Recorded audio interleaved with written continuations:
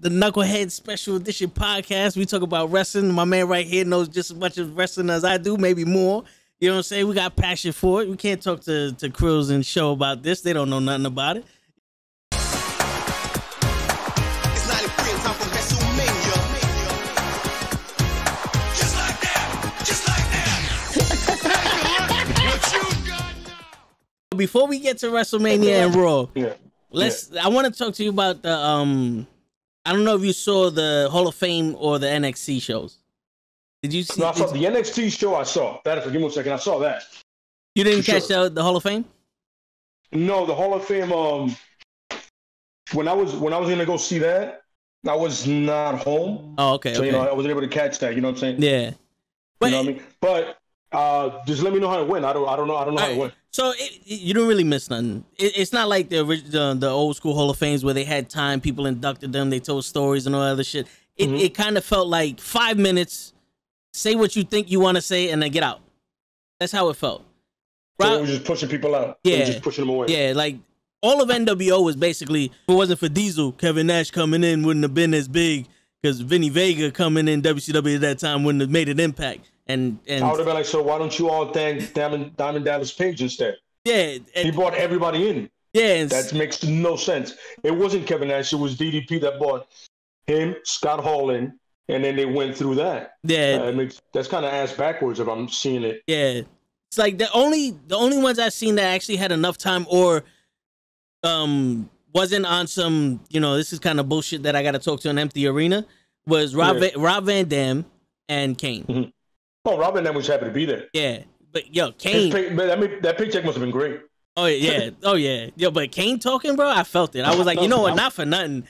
That was the greatest debut for a wrestler, and like the longest storyline. Oh, absolutely correct. Yeah, I mean, my man, you rip off a cage store and you fuck up the Undertaker. I mean, come on, man. Yeah, he's toe-to-toe with the Undertaker. Like nobody else was thinking that you could ever match this guy, and you're like, holy shit, look at him. Yeah. And at some point, he was stronger than Undertaker. And the fucked up about Kane is you have like a shitty one title reign, with an actual good title, and then you give him the heavyweight title, which is going to be the second. And we're like, yo.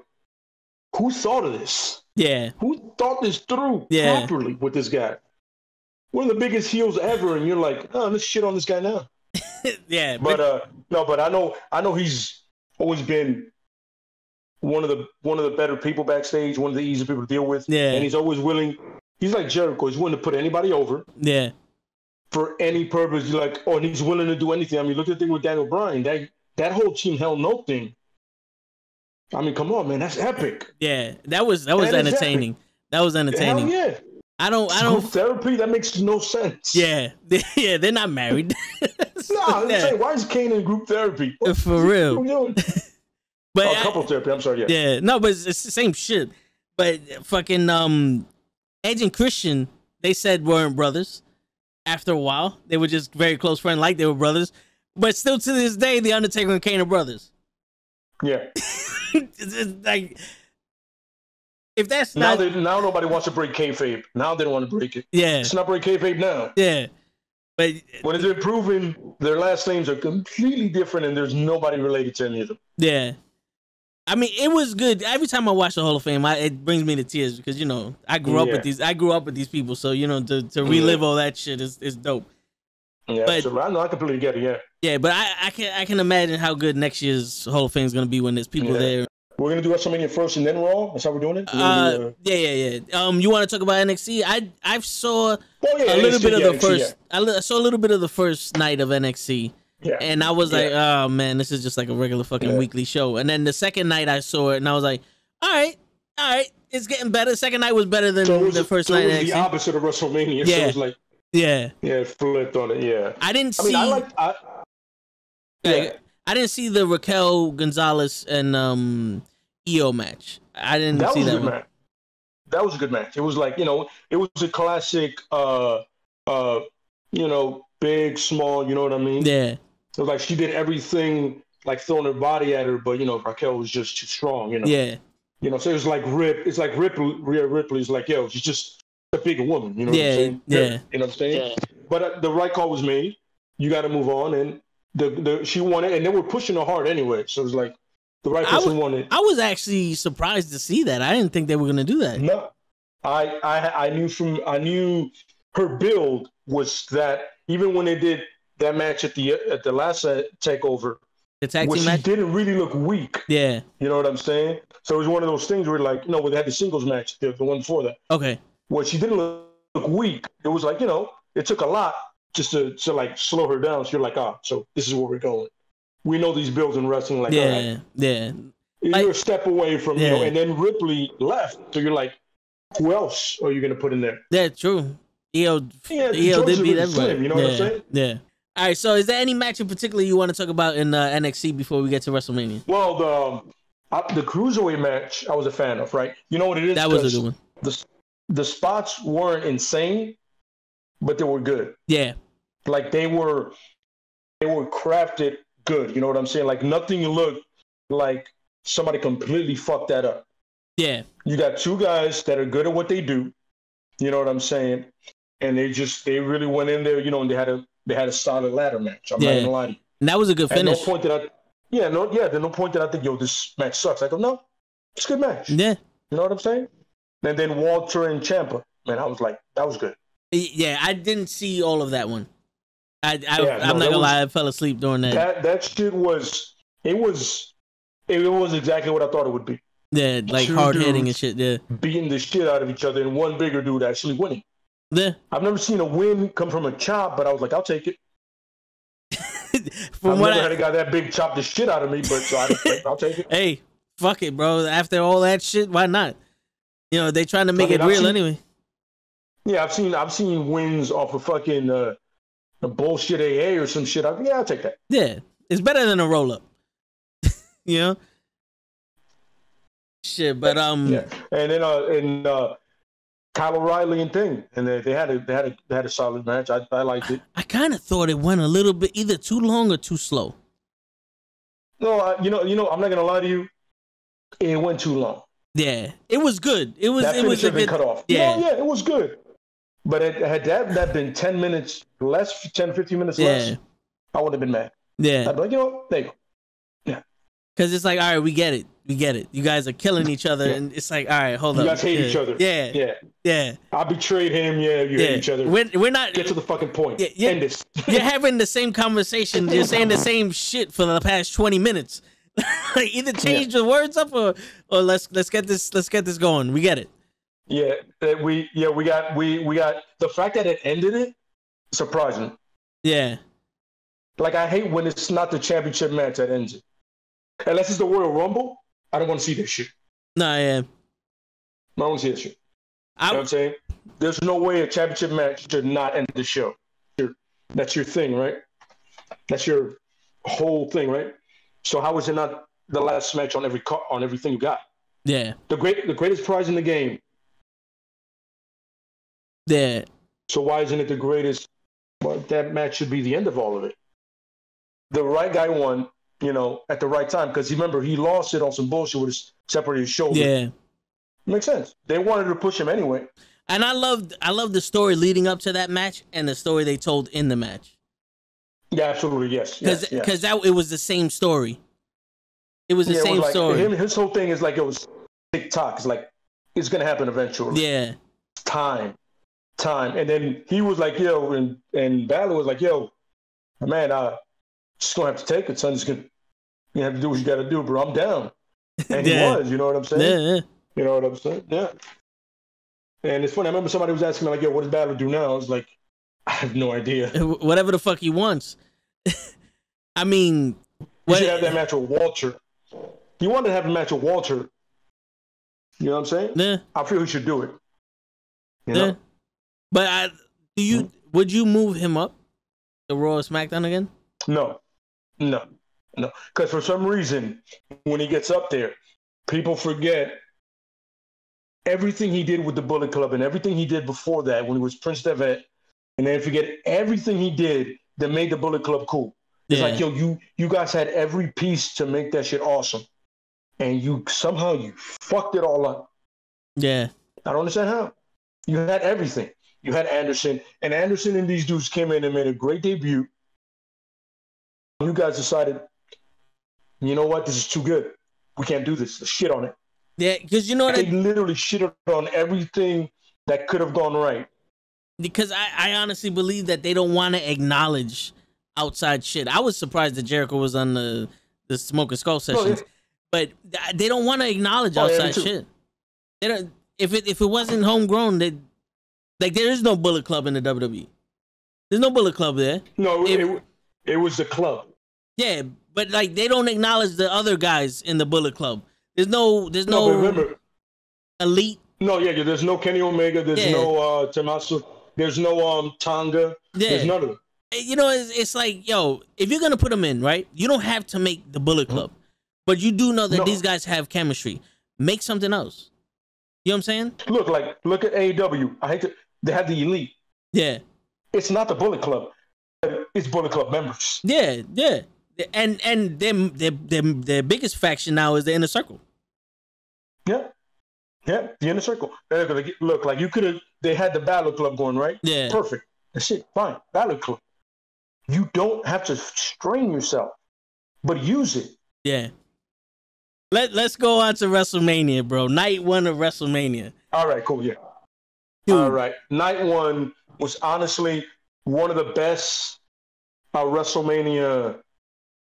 Like if it would have been night 1 and then the main event of night 2 at the end of it, or because the women's match was dope, but if it would have ended with that, it would have been a perfect WrestleMania. Yeah. Perfect.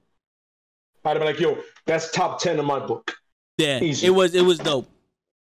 It was dope because you know what it is. I feel like they did a thing where they booked. This is for the fans. Yeah. And then night 2, this is for me, Vince. Yeah. You know what I mean? Him and Bruce Pritchard were like, yo, night 2 is us. Fuck y'all niggas. Yeah. Night 1 is for you guys. Yo, for real, bro. And that's exactly what I was saying. The only thing I didn't like about night 1 was the Bobby Lashley Drew McIntyre match. I felt like maybe it came on too late because of the rain delay or something, but there was just something off about it. I did like the finish.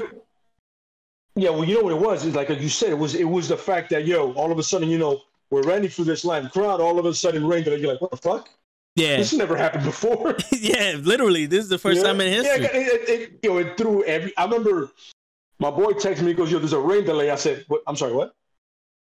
For what? Were you watching a baseball game? No, WrestleMania. What? Because I hadn't got home yet to watch it. I wasn't home yet. I was like, I'm sorry, rain delay for what? WrestleMania? Never heard of that. Yeah. You gotta bring it back. And then all of a sudden I got here and I'm like, oh shit, it's a rain delay. Yeah. When I saw Samoa Joe and Michael Cole and Ponchos, I was like, yo, oh my God. Yo, and my dumb ass was on some. Didn't they put a tarp over the top of the ring so if the ring don't get wet? Fuck the fans. I'll sit in the rain and watch wrestling. But then they were talking about lightning and all the other shit. I was like, all right, yeah, I get it. It's like a 50. All metal. Yeah. All nothing but conductors. My favorite thing, the fact that Drew's entrance with the sword, they still did it. I go, well, you guys fucking bad shit? Yeah. You do realize that is a massive conductor of lightning, right? Just a metal sword, right? Yeah. Whatever. I love the finish, but something it felt choppy almost. Like the match felt choppy. You know what I mean? Yeah. Like there was something about it that didn't go right. You know? Yeah. It wasn't as smooth as it could have been. But I noticed Bobby Lashley does good work with smaller guys. You know, not the Brock syndrome. Yeah. Yeah. And also like Brock. Yeah, I'm sorry, go ahead. That was just also Drew McIntyre is becoming one dimensional, bro. It's almost like if he can't hit that bro kick early in the fucking match, there's nothing much more he could do. Sir, it's a Claymore. What I said? You said the bro kick. Yeah, well, fuck him, man. He took that shit. You mix up the white guys. The European white guys, you mix them up. Bro, I'm getting tired of seeing this shit, man. Yeah, it's a Claymore, not a fucking bro kick. But you know what? I'm getting tired of the bro kick, too. Both of them should come out and stop using the fucking moves. Oh, my man froze in that position, or you just... The man said, sir, it's a Claymore. But like, both moves are like, yo, you guys can't have the same move, bro. Yeah. Hey, bro, even Daniel Bryan's knee is like a Kinshasa and shit. the Shinsuke. I don't know. I can't pronounce it right now at this moment, but I Kinshasa. can. Yeah, Kinshasa. yeah, Okay. yeah. Kinshasa. I got you. Don't worry about it. No, but yeah. So that match. It'll be the Kinshasa, but because they don't have the rights to it, Yeah. you know. But that match, I love the ending. It could have been better, but you know what? You can't fault them. This is the first time in front of people, the rain delays, whatever the case may be. They did pretty good anyway. Yeah. You know, I'm not a fucking wrestler. Yeah, absolutely. Yeah. You know, I'm not a. I just tell them what I see. So this, you know, it's awkward for me to see it. So it's just like that's what I'm gonna say. But Yeah. the women's turmoil match. I believe that was next, right? That was the second match after. Oh, that was I'm not gonna lie to you, that was a shit show. Yeah, and then all the the malfunctions. I did like. It was like in the sense like with the women's match, it's like nobody gives a shit sometimes. It feels like that. Like nobody cares. Yeah. You know what I mean? Like they kind of like, we can do this, we can do that. You know what I'm saying? Like, yo, you have athletes in there, bro, that can go. You have women that can. These women can go. Yeah. But you downplay them like they can't. Yeah. Why? I don't know. Why do they do that? Yeah, it's crazy. Like they're telling the wrong story. It's weird, bro. Yeah. I was surprised. I was happy to see Tamina get that win. It felt like she deserved it. Like they haven't did shit with her since she got there. Now I don't know how many knee surgeries she had or whatever, but it was good to see that. But it's like every time they do something cool, they fuck it up somehow. Yeah, me too. I was happy to see Tamina, you know, as slow as she is now. Yeah. With all the surgery she's had. Like, you know, it's like, but for some reason, it looks like they love saying, they're saying that that Tamina and Nia Jax story, like, we haven't seen that a million times. Yeah. I don't get the story. Like, you want to get out of the shadow of the Hart Foundation or Jimmy Snuka, but you're still wearing the Hart Foundation shit and you're still using the moves. You didn't reinvent yourself in any way. Yep. You know. Yeah. But the thing about her is, she has this love for that whole thing, right? And I think the WWE just signed Davey, the son. Yeah. So it's gonna get worse. Just get ready for it to get worse. Yeah. For some reason, he's living on that instead of, you know. But you know what I'm saying? I mean, what can you do? It's like Natalya Hart. Yeah. She's been. Yeah. Yeah. I mean, yeah, for real. But I enjoyed the match even though there was a bunch of fuck. I was surprised with the Riot Squad. I kind of thought they were gonna win the way they were building it. And then what happened after that match? The Cesaro and Seth Rollins, right? That was probably to me, wrestling was the best match of the night. Yeah. Not a doubt. I favored Sasha Banks and Bianca Belair, but for what they did, I liked it. The build with Seth Rollins and Cesaro. It was like he spun me. He spun me. I'm like, he spun everybody. Why are you taking this personal? Like he's done it to everybody. You could have had a better reason. Yeah. You're mad because he's spinning you while you in your drip. I'm not gonna begin to get into that shit show thing. You know what I'm saying? Like, yeah. This is what he does. He spins people. Yeah. They actually they named the move around him too. You know, the Cesaro spin. He does it for an absurd amount of times. For real. Different people in different matches at that point. Yeah. But it was just you know what I'm saying. But like I felt like wrestling wise, like it wasn't Cesaro versus Seth Rollins. It was Tyler Black versus Cesaro Sting in Ring of Honor. That's what it felt like. It felt like a Ring of Honor match. Yeah. Somebody said, you know what? Let these guys do their thing. You know, to be honest with you, at WrestleMania, you should let them do their thing. Make a break. Make a break. If you wanted the Showcase of Immortals, here goes your chance. We put you through all this shit through the year. Make a break. You shit the bed. Don't assume to be here next year. Absolutely. You get ready to be on Superstars, the main event. Word. That shit's crazy. And you know, I'm saying we'll get to Daniel Bryan later, but I honestly believe they were hinting the Cesaro Mania. Yeah. And I was like, yo, my man, why wouldn't you have Cesaro win the fucking Elimination Chamber? I felt like that would. I'm not gonna get into about that because that should have been exactly what should have happened. But whatever. You know, I hear you. Yeah, I hear you. Let's move on to night 2 because this is the fun night. Shit all over. Oh yeah. But, before we get into night 2, I would just want to throw this out there for the record. Bianca Belair whipped the shit out of Sasha Banks, Did you see bro. the scar? Did you see the scar? Yeah, yo, that welted up instantly, bro, with her hair. Yeah, man. That shit sounded like a gunshot, bro. Wow, like, man, I was like, damn. But you know what the funny part is? You think that would be an Achilles heel for her, and it wasn't NXT all the time, but they downplayed it in this match. Yeah, the hair. They used it once. Yeah, the hair's usually it's like a thing for her. Like, yo, that's easily like, fucking, control her with that. Yeah. But in this match, they were like, she used it once for like a bank statement move and it failed. Yeah. I was like, okay. Apparently, people in the top tier of people in NXT are smarter than the main roster, apparently. Yeah. Sounds like to me. But they did a good job of showing off Bianca Belair, though.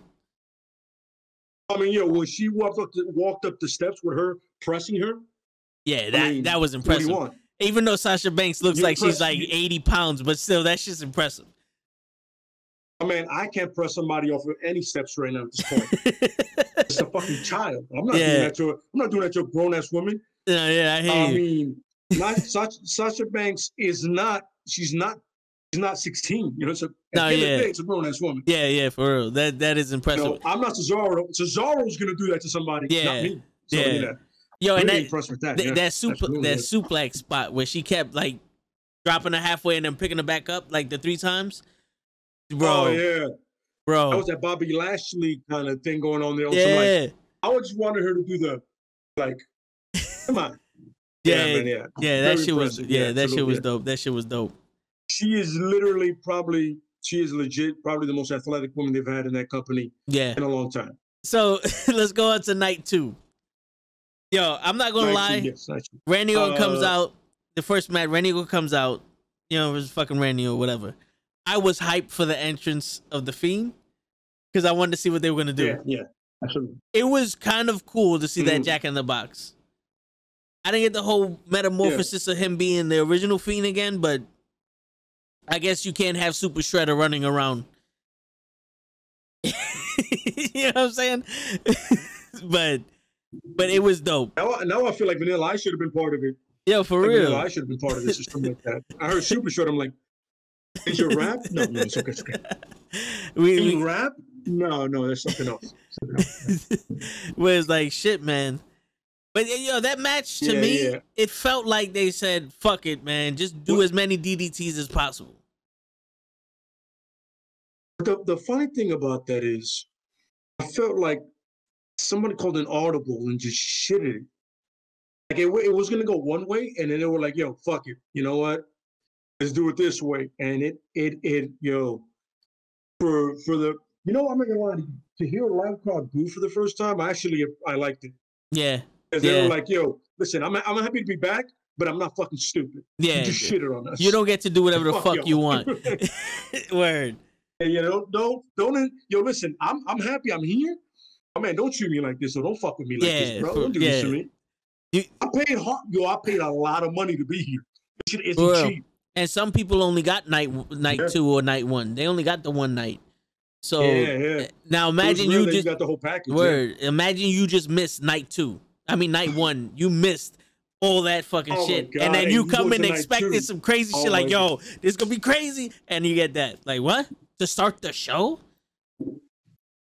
That shit was 5 minutes, bro. Yeah. Match was 5 fucking minutes, bro.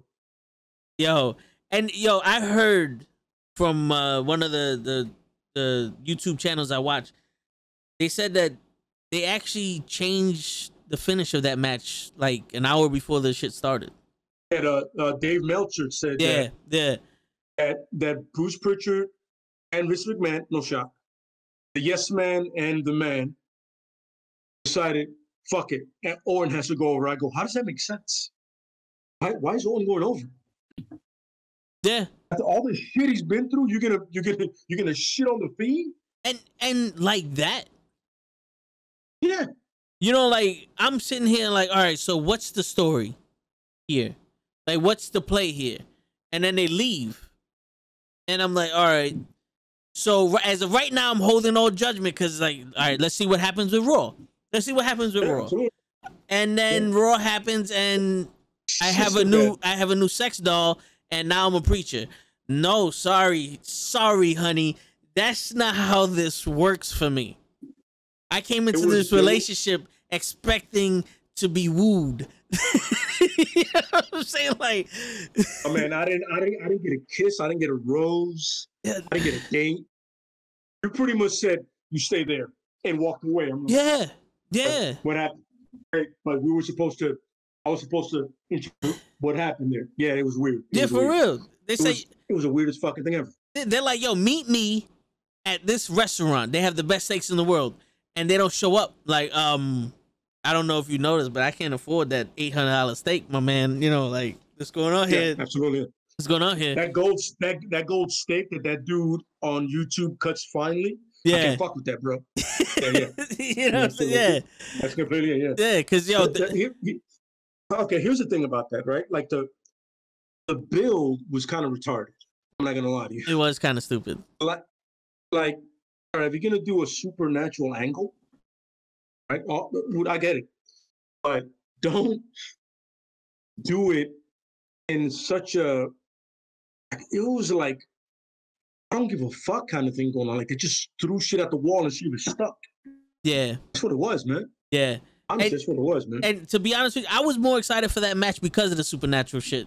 They did so well with the pre-recorded matches, and you know, Alexa Bliss did awesome with her character and the fireball and all that shit. The cinematic stuff, yeah, beautiful. I was a huge fan of the Alexa Bliss, like her transformation. Yeah.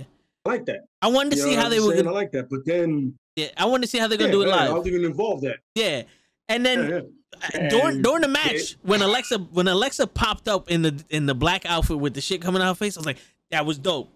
They did the magic trick. Look over here. Boom, she pops up. Beautiful. And then she reaches out her hand and the Fiend got distracted. The Fiend got distracted and then one RKO beats him. But my favorite thing is he got distracted by someone he's associated with already. Yeah. Really? Like, it's kind of like Drew got distracted by MVP going, Bobby. Yeah, that was weak. That was weak. Like, really? Drew hasn't been here before? I mean, Drew in the main event? Drew beat Brock Lesnar. Yeah, in 2 minutes. Eliminated him and beat him. Yeah. Am I not understanding what's going on here? Yeah, I don't know. I don't know if you remember this, but there's people that are older than 6 years old that are watching this. You know? I mean, that whole live crowd is coming from around the world to get disrespected. Yo, for real. And you know what the crazy shit is? One of the viewers of this stream, he's not on right now. He's from France. He was at WrestleMania.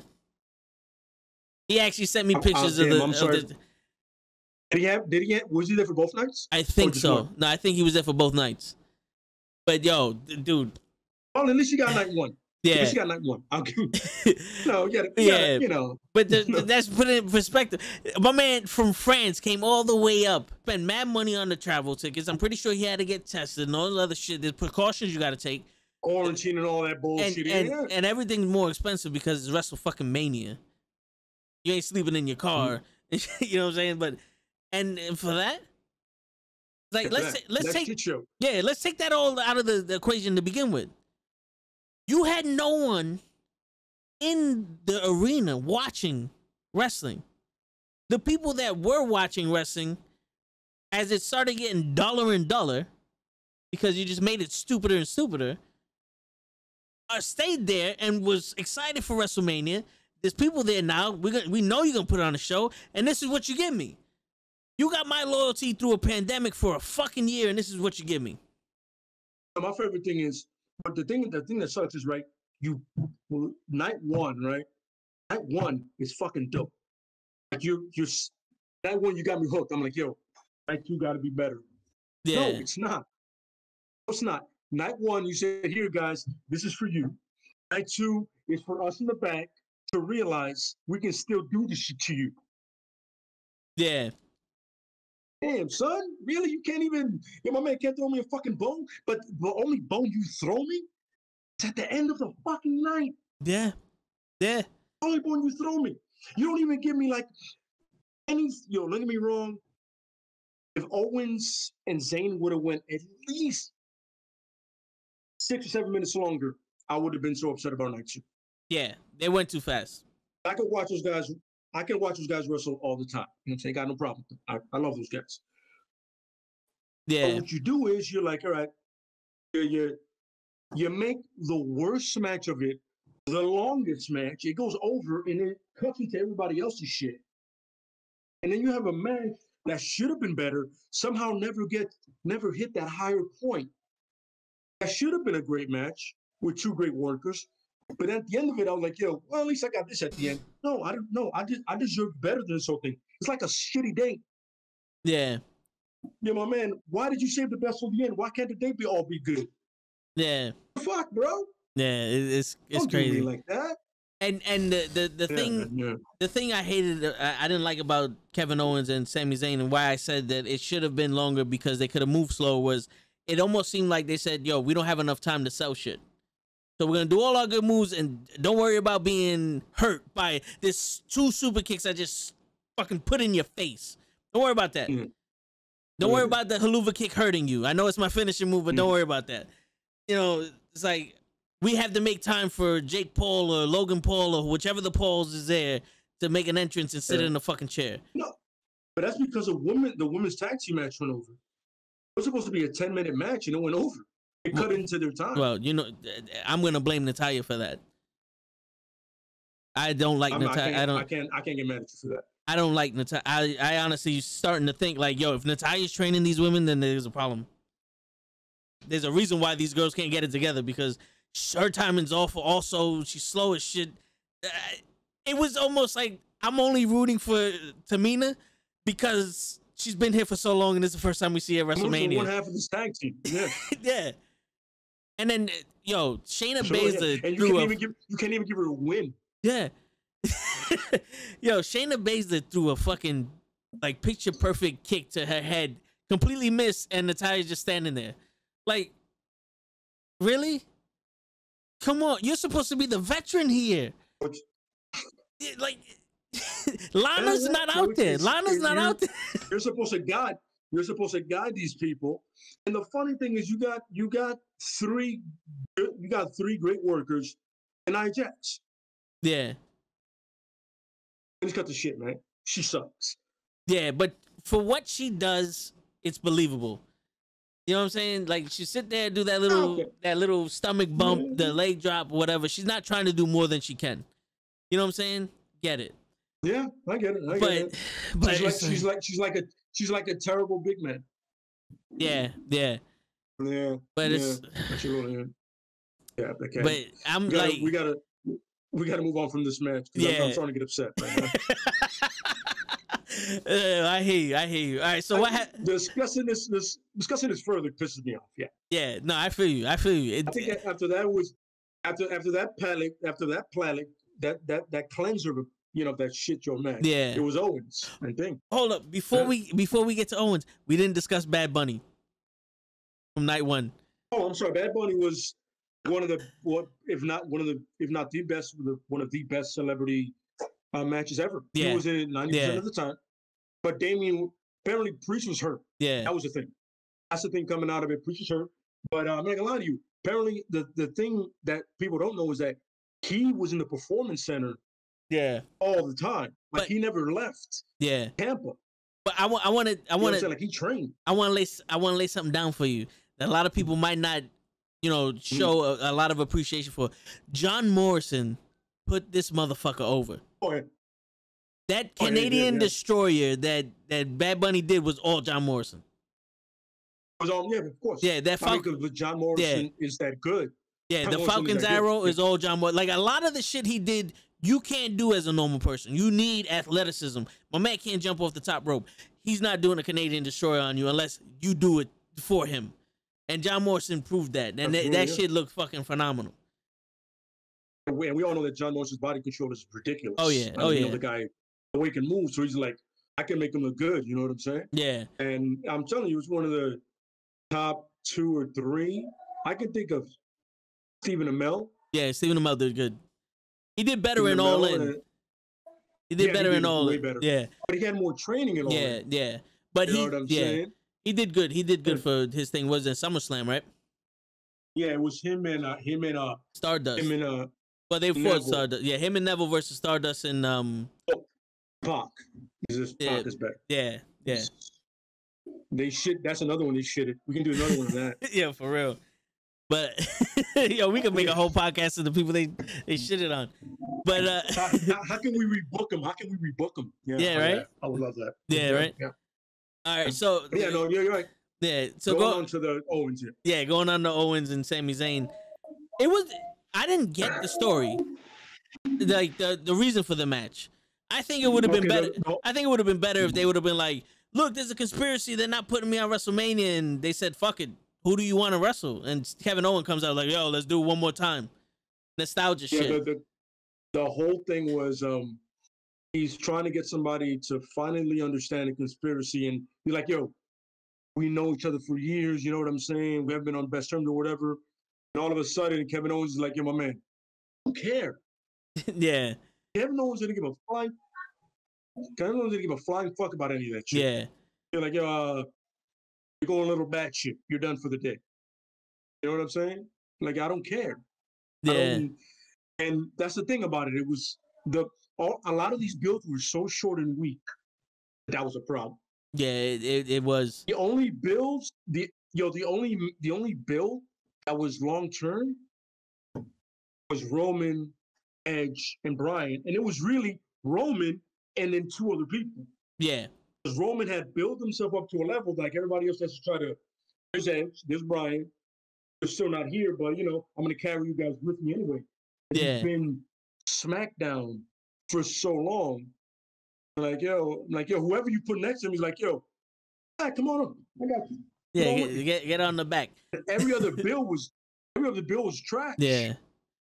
It was. Yeah, it was trash. And speaking of trash, we're gonna get to the fucking Apollo Crews and Big E Langston match. I honestly thought, because I had no preconceived notion of what a drum death match or a drum match was. I honestly thought they were gonna have Nigerians in their tribal gear, whatever they wear, around the ring beating the drum. And now you're wrestling to the drum. By the way, to let you know, nobody in the back knew also what that meant. Yeah. When they came up with it. Nobody in the WWE was aware what the fuck that means. Yeah. Like they could have had some Black Panther shit going on where they did like a tribal thing. They had to wear like a hand tape or some shit like that. Just to, like, because it would have made a perfect reason. It would have made a perfect reason to hype up the match. It was like, yo, Big E Langston got the upper hand on Apollo Crews, but with the drums beating and all this other stuff, it could throw Big E off because he's not used to this. Yeah. That's what I was thinking that whole time. Like, yo, they're gonna have drums and shit, and like, who wrestles to drums? But if fucking Apollo Crews grew up with this, then he's used to it. He got an upper hand. But no, we're gonna have a hardcore match with drums around and don't touch the fucking drums. Yeah, no. And they're painted green, and white. And, it's Nigerian. Yeah, and they have the fucking stupid ass excuse. Well, you beat him like a drum. You beat him like a government mule too. You don't see fucking mules walking down the goddamn ring. It was one of those things that it sounded good, but nobody knew how to execute it. Yeah, it was like, yo, let's have this match, and then the night of so how we gonna do this? I forgot all about this shit. Damn it, we got it right. we got to make this happen, right? Shit. Yo, Oh, yo, get Almost down there to fight him. Almost is a tag team champion. My favorite. My favorite part is you bring in a guy that was on Raw Underground for God knows how long. He has a name, and then you repackage him as whatever the fuck he's supposed to be. Yeah, the Nigerian military police. When I saw him, I was like, "Isn't that Kato?" I believe that's. Yeah, I know that guy. Yeah. He's who now? He's who? I can't wait till Friday when they explain him. I'm gonna go. No, that's not right. He was fighting on Raw Underground and Strowman beat him at one point. Yeah. I know who that guy is. Yeah. And the funny thing is, apparently he is actually has Nigerian descent, but that doesn't work. Yeah. No, I'm sorry. Now we're pulling hairs now. We're like, yeah, we got a guy that's Nigerian too. Yeah. That felt like the biggest. So the UFC has 3 Nigerian champions, and you got to force a Nigerian storyline. Yeah, it's crazy. I don't know. The fact he came out with that accent was like, I believe I loved it. It's like, so he's been forcing an American accent this whole time. Yeah, he reversed Kofi Kingston us. Yeah, he did. Yeah. I remember Triple H like, yo, have your accent. For real. By the way, my favorite thing is Kofi taking the pin after 2 Manias ago. Oh, he did. Yeah. Whatever. Yeah, I mean, he's black. Vince is racist. Whatever. But I mean, it gets to a point where it's like, my man, it speaks for itself. You know what I'm saying? Yeah. But oh yeah, well yeah. Yeah, that match could have been so much more. It could have been. I felt like the ending was rushed also, because Apollo. Oh, yeah. I mean, not Apollo. Big E when my man went through the table, Big E got up real quick and did the big ending, and then they just threw this guy in there. It's like, yo, my man, like you couldn't take more than the 3 seconds it took you to decide to do this shit. I would have liked to see Apollo get it over clean. I was thinking, I was like, yo, he's lost like 8 times to him. Give him 1 clean win. Yeah. Why not do that? Like, it wouldn't hurt Apollo. I mean, it wouldn't hurt Big E.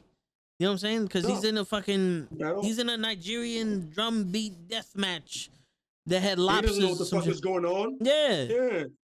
Had generals and all kinds of cool shit in it. Whatever, I don't know. Yeah, But and that was another debacle of the fucking night 2 and shit. But you know what? I like Apollo Crews, and me too. I'm happy he's champion. Let's see what they do with Big E though. If the thing is, if they don't move this forward, like if Big E doesn't like. Big E should automatically move to a championship program. Yeah, but you know that would be like the trend of last year and this year. The losers are now the number 1 contenders. That's true. Or you know what you do is, listen, here's a crazy idea. I know this is gonna sound bad shit.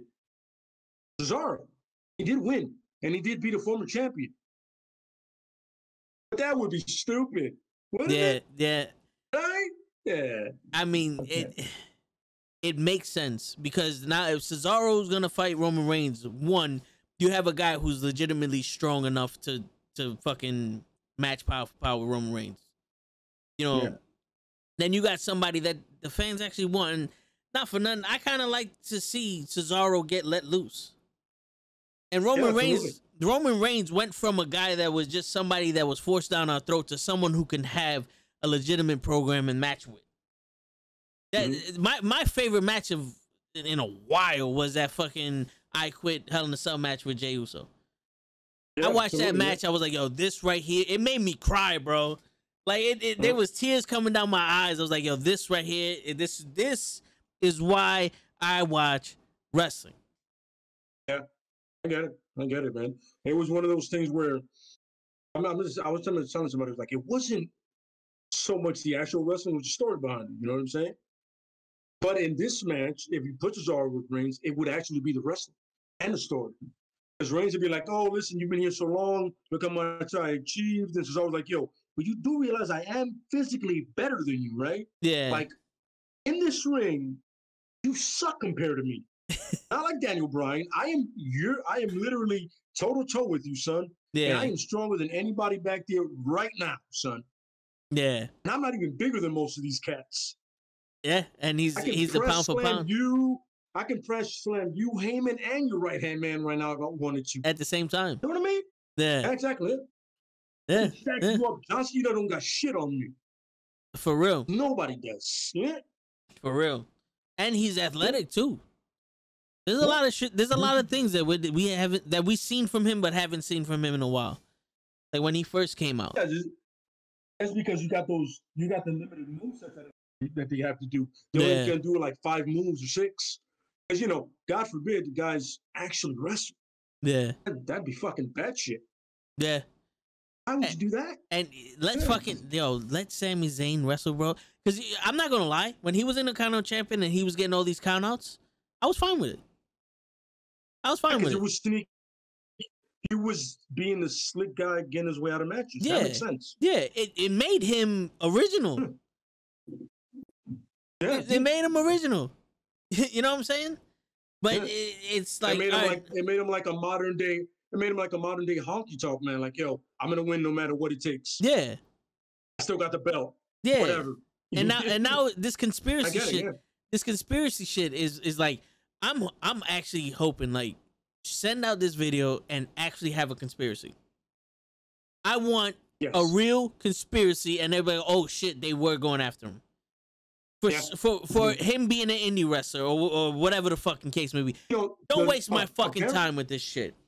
Apparently the thing is, right, with Zayn right in the back is that Kevin Owens said it like, yo, Zayn knows so much about wrestling and how to actually make a match. But the thing about him is he doesn't, how do I say, he doesn't have the tact. He doesn't know how to present things. Like he comes off like an asshole. Yeah. So that's the thing. Like people are like, yo, he's standoffish. You know what I'm saying? Like people, I remember, I forgot who was it that was like, yo, the first time he spoke to me about doing a program with me, I was like, yo, why does he sound like such a dick? Right? Yeah. And then Kevin Owens had explained to me, yo, that's how Zayn is. But the guy acknowledged that he was like, yo, he's not wrong. His approach is fucking terrible. Yeah. He's almost condescending. He's condescending to people. That's what it is. He's like, yo, I know better than you, and I'm gonna say it that way. It's not like, oh, understand me. It's not like that at all. Nah, yeah, I hear like he's a dick. 90% of what you say is how you say it. You know? Mm-hmm. You could say the same thing in 2 different ways, and one way you're gonna get a positive response, another way you're gonna get slapped in the face. You know? But yeah, it's crazy, bro. But most of these situations is like it's almost like you have to be. You know? Because but the thing, because if you show any signs of weakness, then they take advantage of it. Yeah. When you make a point like you want this program, and they're like, yeah, all right, you know what I'm saying? But and the funny thing is he's done the indies so many times that he's been successful with some of the most absurd fucking characters ever. And it makes sense. El Generico and shit. That shit had me down. He goes like that. That's not Sami Zayn. Really? How many gingers you know that look like that? Yeah.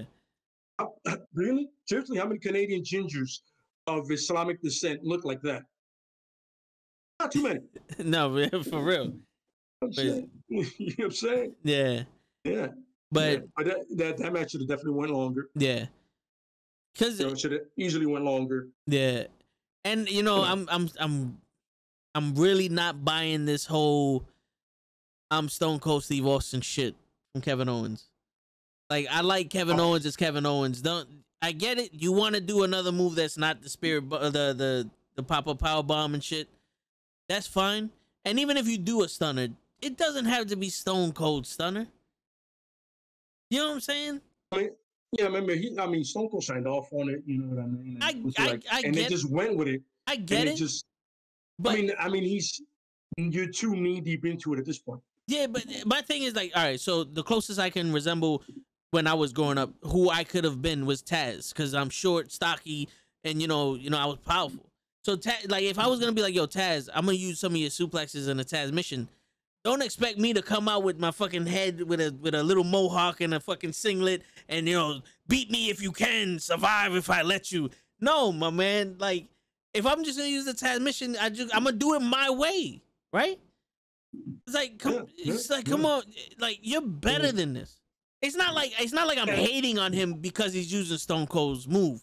It's like, yo, bro, you're better than this.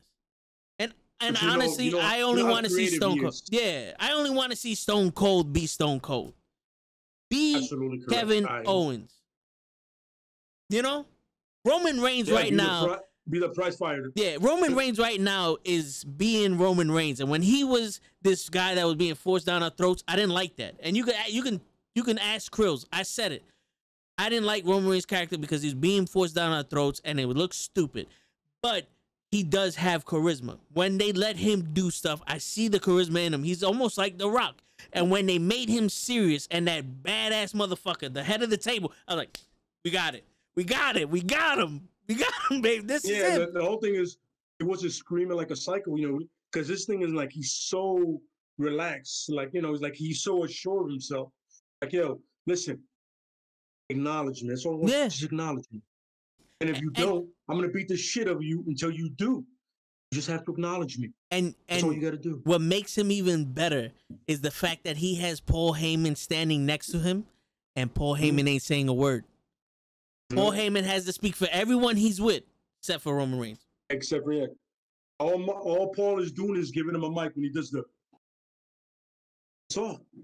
You know what it is? Because he's not Brock. Brock, with all due respect, Brock is like, Brock has like the marble mouth. He can't talk for himself. Yeah. Yeah. It's like he's screaming like a fucking psychopath. Yeah. Otherwise than that, he can't put two words together that resemble a sentence or anything like that. But Roman can. Roman's, he gave like, yo, I should have done this years ago. And he gets you like, yo, listen, I am the guy. Yeah. And this is a perfectly for him in The Rock, because The Rock is like, yo, I was doing this way before you and better. But the Roman goes, but can I ask you a question?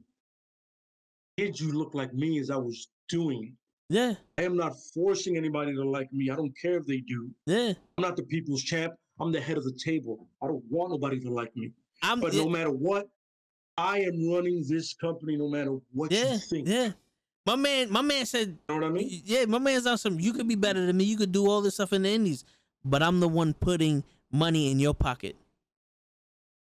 Absolutely. I'm like he said, the man. Man needs me here. They need me here. Heyman needs me here. You need me here.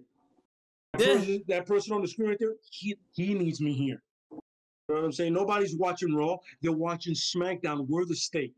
You guys are not. And he's not wrong. I'm not gonna lie. I actually, right, my stream comes on later on Fridays because I want to see how SmackDown starts. Absolutely. And it's not him, it's weird, but when he does, I'm like, it makes sense. Yeah. Cause all right, so I'm biased. Yeah. Like, Roman Reigns is one of the best things on SmackDown, and I also want to see my girl Sasha Banks. You know, she's my future ex-baby mama. You know what I'm saying? You know, nothing wrong with that, man. Word. I personally, I catch highlights. You know what I'm saying? But I'm like, I hear you. Like, there's nothing better on either brand right now than him. Besides, it was like, to me, during when they did the Thunderdome thing, or there were like no fans, it was him and the Hurt Business. Yeah, and that's it. Yeah, and everything else was trash. Like, you're building trash on trash. Yeah, you know what I'm saying? And always the New Day is like the hottest thing when they do stuff, but they don't have them in a storyline where they're the head, you know, where they're the lead story. So it's almost like when they get on TV, they're awesome. But the Hurt Business was the story for Raw, and Roman is the story for SmackDown. And now they took that shit out. Yeah, it was some of the most. Both of those things were consistent, and they made perfect sense. You know what I mean? Especially because the way Roman came in, did what he did, won the title and all that, it makes sense. And the funny thing, I remember telling somebody, I go, I don't know, man, the way he came in and speared and did everything, it's like, that's not Roman, especially with the wreck everyone and leave. that doesn't seem like the dude that everybody hated. Yeah. Like, yeah, there's something different about the dude. And then the Hurt Business was like, you got 4 guys that can go. You got a mouthpiece, you know what I'm saying? And you're like, that is the way you do something. And I remember everybody was like first thinking, oh, a new nation. I go, no, this is different. And when you make it a business, it makes sense. Everybody's there to be successful. Yeah. You know what I'm saying? Everybody wants to be a champion. Everybody wants to be better. And it makes perfect sense. And then you have that going, and somebody goes, nah, that's too good. Let's fuck that up. Yeah. Really? That's a good idea? Yeah. Point in case the And then Fiend. you throw in the guys from Retribution. I'm jumping ahead of myself. I'm sorry. Yeah. No, you didn't get to Rhea and thing yet. Oh, Rhea and Asuka. And Yeah. Asuka. Yeah. We could talk about that and then the main event because I don't know the other if there was any other matches, but at this No, point, it wasn't. I think yeah, we that got was in that order. yeah, we got through all that. But I honestly think that the match started off good with Rhea and Asuka because Asuka was like too fast for Rhea and she's showing her like her supremacy as the wrestler. And then when it was like, all right, Rhea, do your thing. Here goes your time to shine. And then she just became like the slow Randy Orton. Like she moved too slow. Like the story was she was too powerful for Asuka. I get it, but you didn't really sell me on that. Like the finish, okay, I'll live with it. Wasn't my favorite, but I'll live with it. You caught Asuka, fine. You know you're big, strong. You hit her with a power move. You caught her, fine, beautiful. But I didn't buy Rhea too much. You know, it's funny. She should have won last year with Flair. Yeah, I believe that. And that took her long ass legs from under her. That's what happened. That shit literally fucked her up. And like, yo, she should have won then. You know, because now you're pushing for the future. Now, why you push for the future with her starting there? And they could have been everybody else following her. Yeah. Oh, but Flair got to win because she's Flair, and you know, you guys are. Vince loves blondes, and he's an idiot. But you know, I mean, he whatever. He thought because NXT was moving to USA that Flair would get more viewership, but I don't see the appeal in Flair. Flair won NXT and didn't put anybody over. Yeah. Like, what's the point of going to NXT if you're going to shit on everybody? Makes no sense. Yeah, it makes no sense. She did like a Triple H move. Yeah, I feel like Triple H in the 2000s. I feel like that match never took off the ground the way it should have. Yeah, like, it never got into that third gear, and I was like, you know what? I don't care. Yeah, I'm done with this match. We can move on. We can go somewhere else. Fuck this match. But they never to the main event because I know that's the next match. Yeah, they never gave Asuka the true respect she deserves. Like they gave her accolades and she has every title and all that other shit. But NXT was the prime Asuka, the Goldberg Asuka, and you never seen that on Raw. You notice that when she wrestled in NXT, she found a way to win, and you don't see her finding a way to win on Raw or SmackDown. Yeah, she just wins. Either she wins or she loses. Or it was like a count out. Yeah. There's no. Or she loses a Flair. Yeah. Word. That to me was like, all right, you fucked up right now. You fucked up right now. But yeah, let's get. Let's get to the main event. Yeah, let's get to the main event. All right. So the main event of WrestleMania, if you don't know, is Roman Reigns, the guy we was just talking about. Edge, he was out for 10 years, neck injury. He had to retire. He came back. He got cleared. Came back, won the Royal Rumble, number 1 contender. Daniel Bryan, he won the Elimination Chamber, lost to Roman Reigns, asked for a rematch, got screwed at Fastlane, which was the pay-per-view before that, and now he's thrown in a triple threat match. Roman Reigns, Daniel Bryan, Edge. That's the main event of WrestleMania. That's what we're going to talk about, which I want to get off my chest in the beginning. I am not an Edge fan at all. You know, I'm not a Daniel Bryan fan. Edge can eat all kinds of bags of dicks. All right. Clearly, me and Vince have the people we don't like, but we can clearly agree that we're fans of Roman. Yeah, this Roman, yes, absolutely. Yeah, we Roman, the guy we're going for here. I wanted to get on my chest. I hated the way Daniel Bryan got in this fucking match.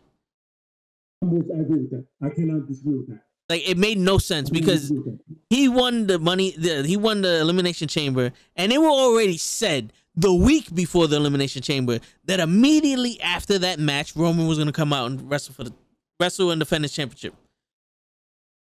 Yeah. So now you agreed to that. You win, you lose to him. Why you bitching? You knew that was a stipulation. Why you bitching? That's like going into the Royal Rumble and bitching your number one. Like, no, you get what you get. This is what you agreed to. If you don't want it, if you don't want that, you should have boycotted the match. By the way, Ric Flair bitched about being number 2 and he won it. So yeah, there's a fun fact for that. There you go. Yeah. Yeah. But I hear you. I hear what you're talking about. I was like, don't weasel your way into it. Oh man, take the L. Have a match with be part of the triple threat with Cesaro and think of that and Seth Rollins and make it a better match. Yeah. Make it an ROH spectacular. Yeah. And you know what's crazy? Don't get me wrong. This match was dope. Don't get me wrong. But it's like, yo, it could have been dope without you. Yeah, it could have been way doper without him. Yeah. But I honestly believe yeah.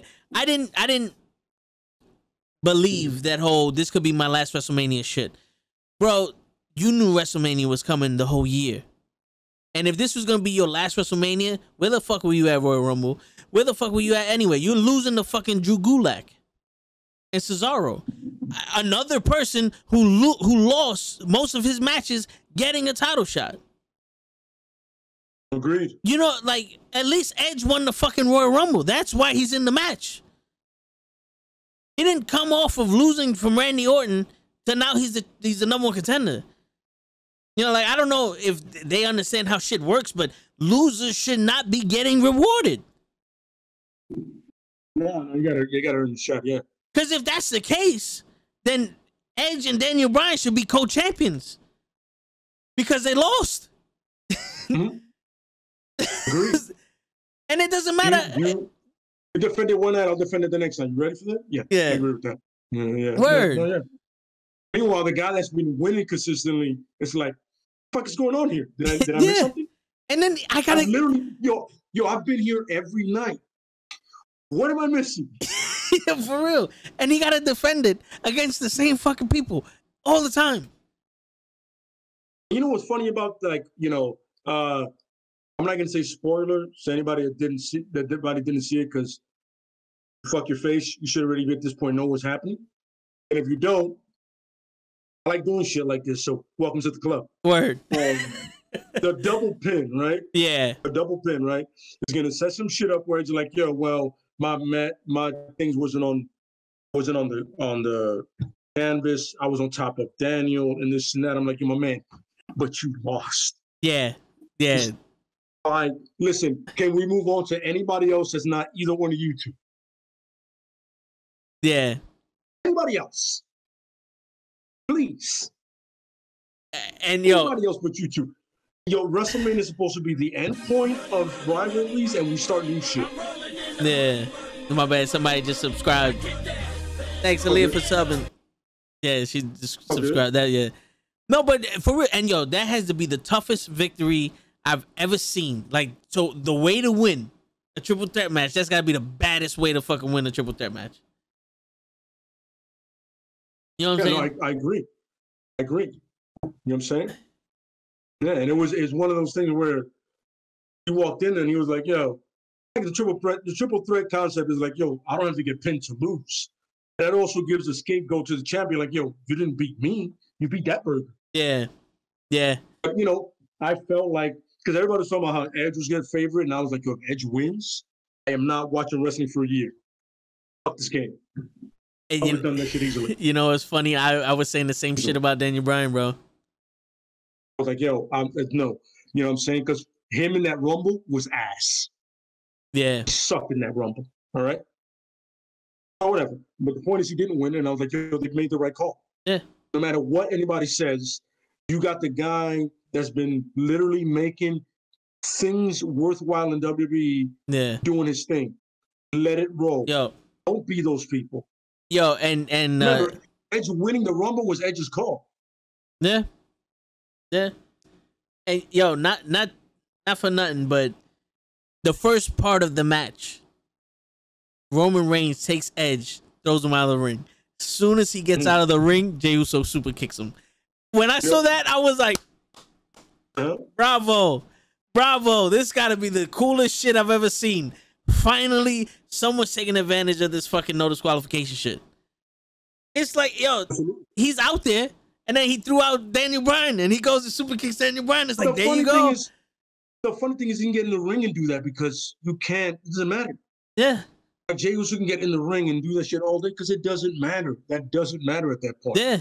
And then he gets speared once, and then take him out on a like four refs carry him out of the ring and all that other shit. It's like, all right, come on, man. This is a professional wrestler. He got DDT'd on the fucking steps. He kicks out of that. But I get it. Yeah. You gotta get him out of there somehow. But I was expecting at one point for Jimmy to come out, and I was like, that would have been that would have been dope. Also, I feel like Jimmy will probably come out for the WrestleMania Backlash. Yeah, yeah.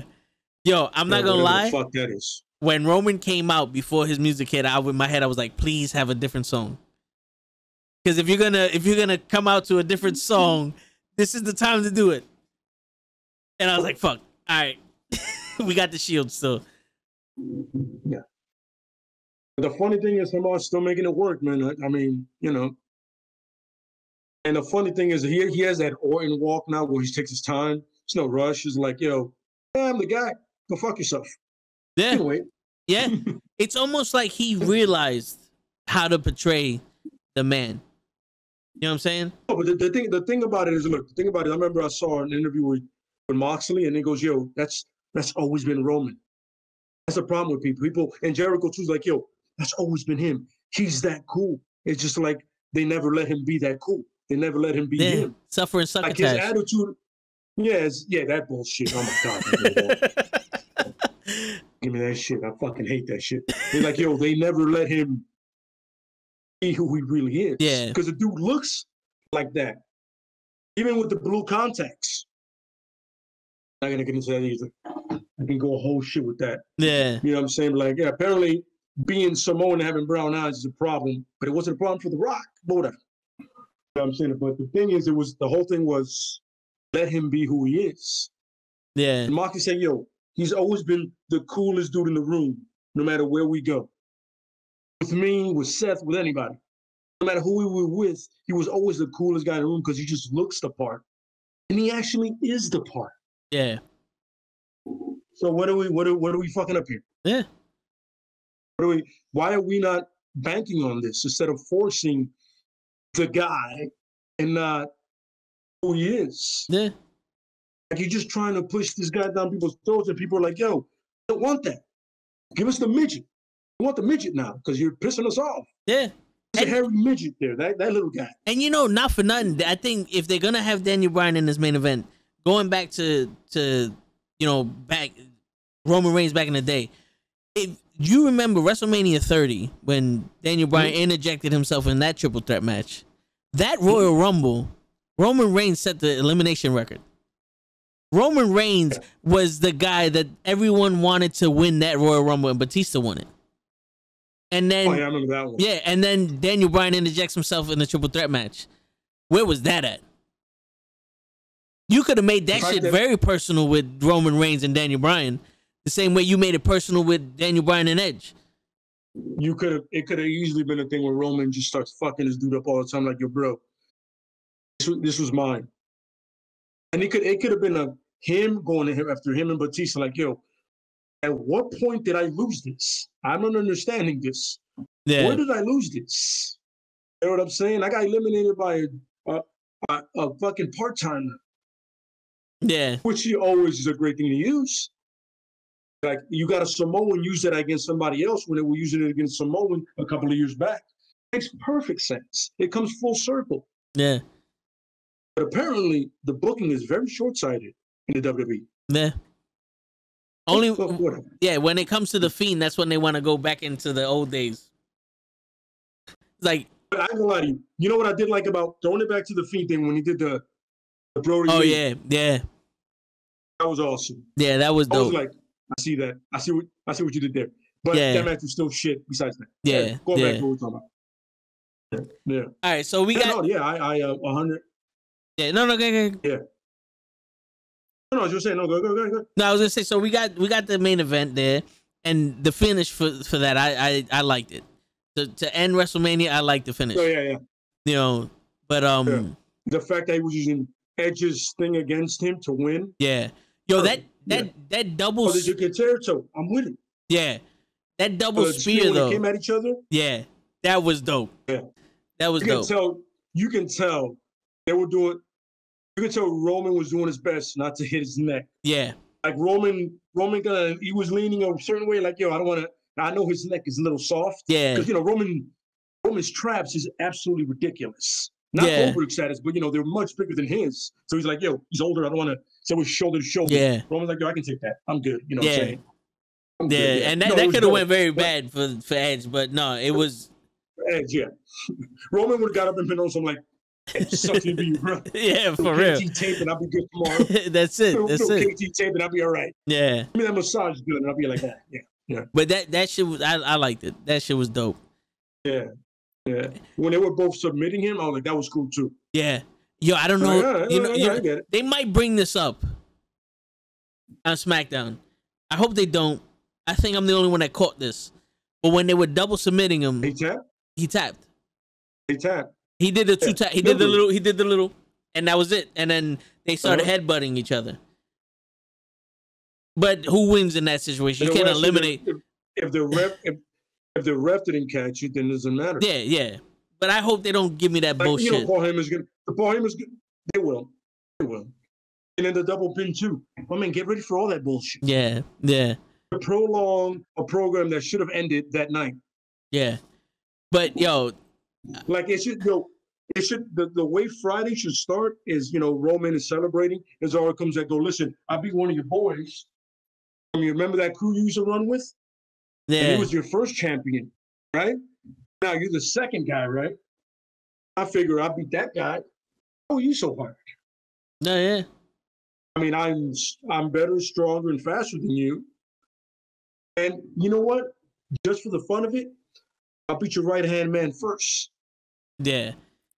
If I beat him, I get a title shot. Oh, you know what? Bring his brother too. Make it a handicap match. The fun for it. Shit, you could do that, but no, it's not gonna happen. Yeah.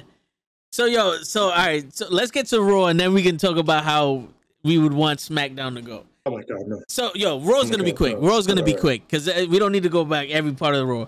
Raw started with because there's no reason. Yeah, Raw started with yet again another loser who just lost his United States title, challenging the world champion.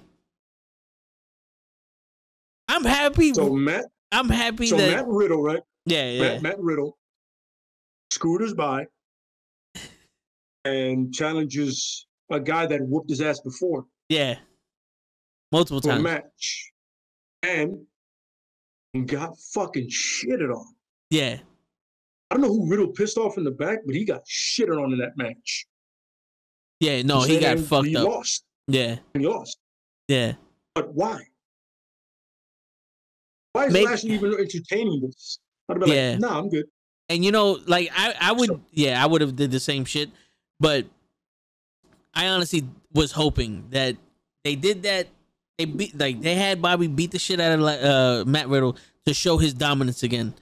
You know what I'm saying? Mm-hmm. And then all right, who's the new guy? Because with Drew fucking being the number one contender, it's like, all right. I was hoping it was Keith Lee. Yeah, I was hoping it was also Keith Lee. It was either Keith or Samoa Joe. Yeah, but give me one of those. Yeah, but it's like what is it? Let's talk about Keith Lee for a second. I was on record on this show talking to Show and Krills about Keith Lee, and I said it. The reason why Keith Lee's not getting the title shot or winning the title is because he's black. I'm with you on that one. And now I'm hearing shit like he put on a shirt or the tank top over his shorts. Like, what is it? Because he's bigger? Like. Oh, by the I got you. when Vince McMahon doesn't see abs, he has to cover it up. Apparently, because they're doing the same shit to Ray. No. Look at your man, AJ's partner. Almost, yeah. Does he not have a look at how Jey Uso wrestles most of the time? No, yeah. He had a gut for a while. The Usos got their shit together, right? When they stopped, DUIs and all that shit. Yeah. But but the point is, you got to look at the history of anybody that doesn't have an abs. And Vince now has been enforcing, like, I'm like, remember when Triple H had a gut? Oh yeah. I'm the only one. Okay, whatever. Take it up. No, I remember that shit. I remember that shit clearly. Yeah, but that's the thing. If you're anything but white and you have a gut, you have to wear that shit. Yeah. I don't know how that takes away from Keith Lee being powerful. Yeah. He fucking spirit bombs people, literally. Yeah, and he had a more definitive. I don't know what it wasn't a match. It was a WrestleMania. That little program, that little spot that he had with Brock Lesnar. He showed more dominance over Brock Lesnar than Drew McIntyre did. Where Brock goes, oh, look at this big boy. He was on something like, look at this. Like, what the fuck is this guy here? Yeah. And, oh, shit, all right. And he held his own with Brock and Braun Strowman. Because Brock was eliminating everybody at that point. By the way, I'm not going to lie to you. Everybody loves that shit. I hated that shit. That Brock just sit there and eliminate everybody? But my favorite thing was when my man Ricochet got the fuck it. Yeah, I love Ricochet, man. Yeah, for real. I ain't gonna lie. I'm not gonna lie. But all right, so we get that disappointment, and then what didn't make sense to me was they said the Fiend, the Firefly Funhouse is coming out later on tonight. Then they go into Alexa Bliss is coming out next with her shit. She does a little segment, and then the whole shit with Randy Orton comes out, and he goes, and I quote, "Alexa Bliss and the Fiend have disappeared." Motherfucker, she was just on TV talking about the darkness. And they just confirmed Bray Wyatt is also going to be on TV later tonight. What is your definition of disappeared? That's not disappeared. See, you're thinking logic, not WWE logic. Somebody booked that shit. Somebody booked that shit so fucking wrong. That pre-package was terrible, son. Yeah, bro. Yeah, man. You can tell Orton did that shit like Wednesday. Your word. And yo, did you see his face when he said it the second time in the back?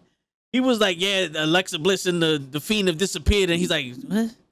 Like he had this look on his face. Like, I can't believe I'm saying this shit. So do yourself a favor. Watch Orton walk out, right? Like when he's walking out to his match and he does that, like he trips and make fun of this chick that tripped the night before. Yeah. You can tell he knows this whole shit is a shit show. Yeah. Because Orton never hides the fact that something's shitty. Yeah. He's just like, he lets you know, like, this sucks. Yeah. Why are we doing this? And you know what I'm saying? That's part of the reason why I don't like Orton. Like when he came up, the Legend Killer shit and all that, I liked Orton. But when I see like you got lazy, you're not interested in this shit. And this, I just personally, there's so many people that would kill to have your spot. There's not a lot of people that have your talent, but there's so many people that would kill to have your spot. And you're sitting there, and as one of those people, and that someone who's fucking lived my whole life watching this shit, you're spitting in my face. I hear that. But you gotta remember, it's not about Orton's talent. It's about the look. You gotta remember that. It's not necessarily about his talent. Yeah, he looks like a quintessential wrestler. Orton looks better than his grandfather and father will ever look. Yeah. Like, you know what it is? He saw a gym and said, I need to go in there. Like his father and his grandfather. I need to get in there and probably do some sets. Yeah, word. That's what it is. You know what I'm saying? It's like, it's like every like, look at Ted DiBiase's son. Look at Cody. Cody learned from the other two. I maybe need look a little different. Yeah. You know what I'm saying? Like, listen, like I'm looking at it, I'm like, you know what? Ted DiBiase said, damn, my pops was not built. I can be, even though he still sucked, it did help. You know what I'm saying? Yeah. I look at Superfly's son. Did not see a gym. Nah, yeah. Now, unless you're 7 feet tall and you can't teach that, throwing it out there's fine. You know what I'm saying? Or unless you have charisma pouring out of your anus, you have to have a look, bro. Yeah. You have to, the gym has to be an essential thing for you. And even the charisma, takes the second seat back to the look. Yeah. Because you can look at Road Dogg. Road Dogg was part of a great wrestling family. He wasn't the most jacked dude, but on that mic, there was very few people that were fucking with him. Oh yeah. And Billy Gunn did the heavy lifting because Billy Gunn sucked on the mic. Yeah, he didn't say a but word. Look. Yeah. Oh no, he said suck it. Yeah, that was it. That was all he was allowed to say. And then The Rock eviscerated him on Sunday Night Heat. How do you eviscerate somebody on Sunday Night Heat?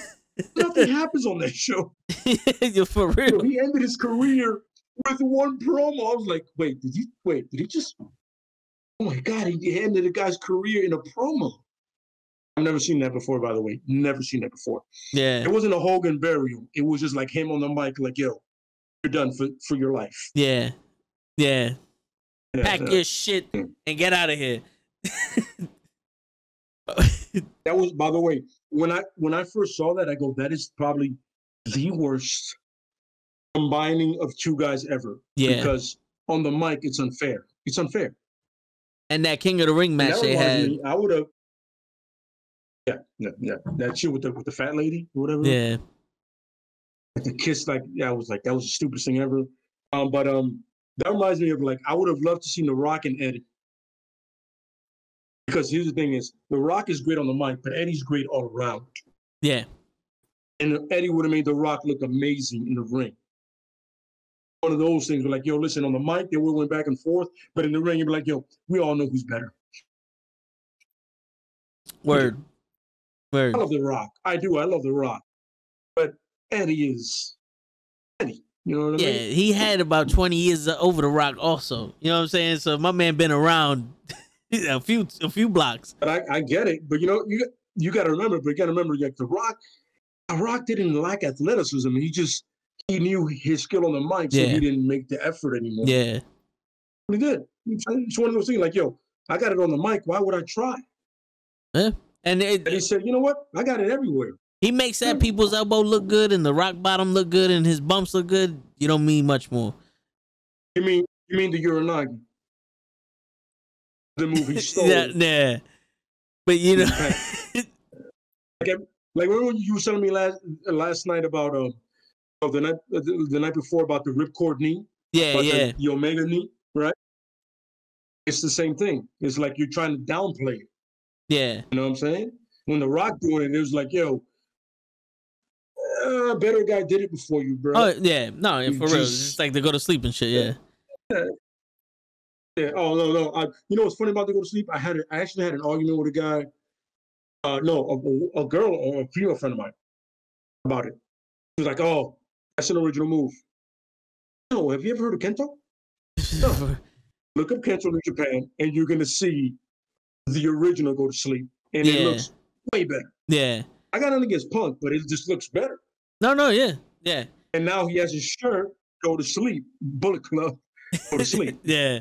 Hold on, give me 1 second. Yeah, Aaliyah wants to know what an RKO is. All right, so Aaliyah, imagine you grab somebody by the neck, like their head is facing this way, like this. You jump forward and you land on your back and they land on their stomach. That's the RKO move. It's his finishing move because he's showing off. He's talking about the Fiend and all. That's his finishing move. And it's like I can't say it's the Diamond Cutter because she don't know what the Diamond Cutter is either. But it's like out of nowhere, so it's a very impactful move. Which I'm getting tired of that. I'm getting tired of that. That's the most 3 dangerous letters of sports entertainment. Fuck you. You're not gonna hurt me with the alphabet. Wait, stop. Wait. How did you just get so Brooklyn with that? You just got the most Italian Brooklyn accent as you were saying that. Yeah. What a deep voice, by the way. Yeah, that's where I was fucking. That's what I feel like when he says it. is that like you're being is that being the sarcastic voice? Yeah, yeah. That's my Randy Orton bitch voice. I got the three most fucking devastating letters of the sports entertainment. You sound like Taz, man. You sound like Taz. You sound like Taz real quick. Yo, it's crazy, bro. Oh my God, he sound like Taz, bro. That's crazy, man. Oh my God, that's crazy. I'm sorry. And you mentioned Taz earlier. It's a rocket buster. Oh my God. Yeah, the move is essentially like a forward neck breaker. Yeah, pretty much it. Yeah, it's nothing fancy. Yeah, but it's the simplest move you can put out there. Yeah, pretty much. Yeah, it's like the only thing simpler than that is a super kick. That's it. And that's literally a sidekick to someone's fucking jaw. Yeah, yeah, and that gets played out like crazy. So all right. Yeah. So Show was saying, man, who did that was the Young Bucks. I'm sorry, yeah. Oh yeah, no, yeah, the Young Bucks, fucking yo, they. I love their matches, but they super kicked the shit out of. Super kick party. Yeah. Super kick party. What are we doing? What are we doing here? Yeah, like no one has I'm sorry. No. It's I completely agree with you. It gets to the point where, like, this is a man's finisher. This is his finish, and now it's a punch. How am I supposed to believe that when Shawn Michaels comes back and he does a super kick that these guys can't kick out of that? They've been super kicked 52 million times. You're wrong, because now he's bald. Oh, it's yeah. Totally different now. Yeah. Totally different. He's more aerodynamic. See? Now you're getting it. Yeah. You're getting WWE writing. Yeah, that's what it is. It's like the Batman logic, the Adam West shit. You're pulling my leg, the Joker. Yeah. So absolutely terrible. Absolutely correct. Show was saying that he hated the finish of the Fiend and Randy Orton in WrestleMania, which we didn't mention this, but one RKO when the Monday Night Raw before WrestleMania, Randy Orton RKO'd the Fiend and he popped straight back up. And it's like, I think it would have been better. Honestly, I think a better finish would have been if Alexa Bliss brings someone else out, like another demon type shit, and beat up the Fiend. Like a Giant Gonzalez, and beat up the Fiend or some shit, I absolutely agree with you. But I agree with you. Yeah. Is the Boogeyman busy? He's probably, he got to run out of worms somewhere. Yeah. Shit. You could have pulled anybody from NXT. Yeah. To bring him up to do that, right? That dude that tags with Drake Maverick. Pull that big son of a bitch out. Oh yeah. Put some shit on him, right? Boom. Or even Taser or Laser, whatever the fuck. There's no more Retribution. Put one of them motherfuckers in a better mask, from fucking Retribution. Not some Casey Jones reject shit. Yeah, you got the Predator. You got the Predator and Hannibal Lecter in this fucking thing. Can't win a match. Don't you disrespect both of those guys like that. Don't you do that shit. Hey, it's not me. That cool. Don't do that. It's not me, man. It's them. It's the WWE doing that shit. All right, so we got to Raw. We got to that bullshit with the Fiend and Bobby Lashley. There wasn't much else. Charlotte Flair. The Raiders came back. The Viking Raiders came back. Yeah, I'm not gonna lie. I fell asleep during that match. By the way, I hate that name. Yeah, I love War Machine. Yeah, I hate that name. Well, the War Raiders was alright too. Nah, fuck that War Machine.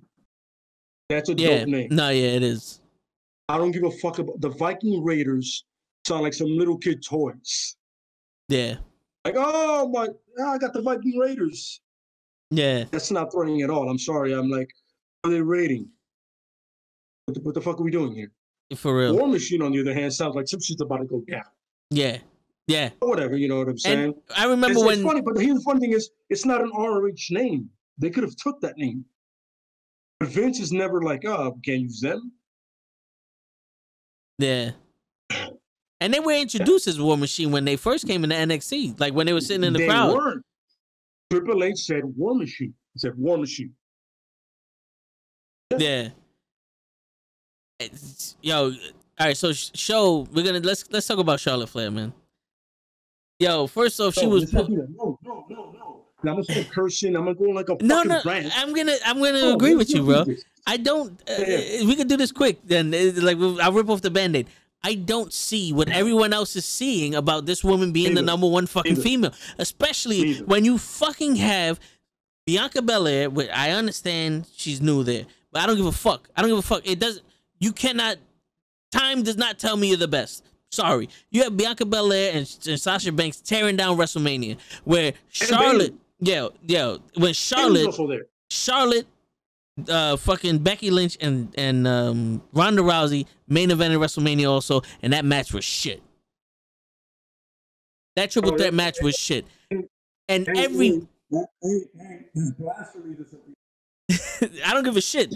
don't give a shit. Fuck them. I don't like Becky. I respect what Becky Lynch did. I don't like her as an in-ring performer. I don't like when you're gonna sit there and shove them that they fucking have, that they're the best in my fucking face when there's so many other people there. Bayley and Sasha has the best female matches in this generation and in other generations that I've ever seen with them two together. And the only good match I agree. The only good match that I've ever seen Charlotte in that was interesting enough that was actually doing some shit was when she wrestled Sasha. So you're telling me that the best wrestler in the world, or the best female wrestler in your roster, needs Sasha Banks to have a good fucking match and can't pull a match off with anyone else. But then you have two other females that first ever fucking Iron Woman match, first ever main event in fucking NXT. Sasha does the first fucking Hell in a Cell. She did all the Hell in the Cells. What did Charlotte do besides end Asuka's streak, which that match was horrible also at WrestleMania, and fucking hold fucking people back? Brother, her last name is Flair. That's what she did. Yeah, that's how she got her talent, right? That's it. I'm not saying she can't go. I'm just saying that she has to be able to. She has. She had a match with Natalia that was pretty good. Yeah. That's it. No, yeah, I hear you. But look, I'm not saying she can't wrestle either. But this whole moniker that they're putting on, like the whole, she's the best. No, I'm sorry, you got to earn that. You can't just fucking point someone out and now all of a sudden they're the best. No. Yeah. You can't do that.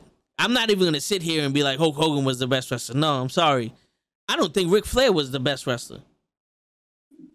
I give him all the respect in the world for what he did and all that, but for wrestling, I don't think he was the best at all either. He was a good seller. He's a great seller. Yeah, but to put on matches and shit, like there were better matches. All right, I'm gonna put it to you this way. Okay. I'm watching his matches, and we're gonna talk about wrestling. I'm watching his matches. There are not a lot of stories I see there. Okay, so that's okay. You know what I'm saying? Give me your top 5 all-time actual wrestlers. I don't want charisma. No. Actual wrestling performance. I want in-ring work. In-ring work. Top 5. Top 5. Shit. All Start right. from 5 and go up. All right. So from 5. Oh fuck. All right. Just eliminate it to 5. It's not 5. What the fuck is wrong with you? Why would you even go further than that? No. There's a lot of. Make it easier. There's a lot of fucking. All right. So not in any particular order. You got Mr. Perfect, who was awesome in the ring. Wait, so AJ Styles, who's a fucking awesome in the ring also. Shawn Michaels for what he fucking did with Undertaker. And Jericho. So you got Jericho and Kurt Angle. Nice. You know what I'm saying? Like, I can't fight any of them. I can't dispute any of those. Yeah, and that's why I'm like 5, because I didn't even go back to the older days with Ricky the Dragon Steamboat and Macho Man. You know what I'm saying? If you take away the charisma of the Macho Man, Pillman. Yeah, Brian Pillman, Owen Hart, Bret Hart. Oh, man. You know what I'm saying? Even Yokozuna, was good for a big man. You know what I'm saying? Absolutely. You rip away all the charisma and all the talking in there, and we just go straight down to wrestling. There was no build up. I'm just watching a wrestling story. These people. That would have been That would have been Steamboat Owen easily. Yeah. The story is telling you through the wrestling. Absolutely. Yeah, you know what I'm saying? Totally, yeah. And we didn't even get to Japan. Oh no, we're not doing that. Let's not go there. You know That's a what I'm whole other episode. Yeah. Let's not do that. Let's not do that. Let's not do that. Let's not do that. Let's not do that. Because I could have easily been like, yo, Prince Devet, and for the uneducated, that is Finn Balor. Yeah. Him and Carl Anderson. You guys remember from WWE? The original creators of the Bullet Club. Yeah. If you're wondering who that is, it's one of the best factions out there next to the NWO, but whatever. But the point is, you're looking at guys that can just go in the ring, period.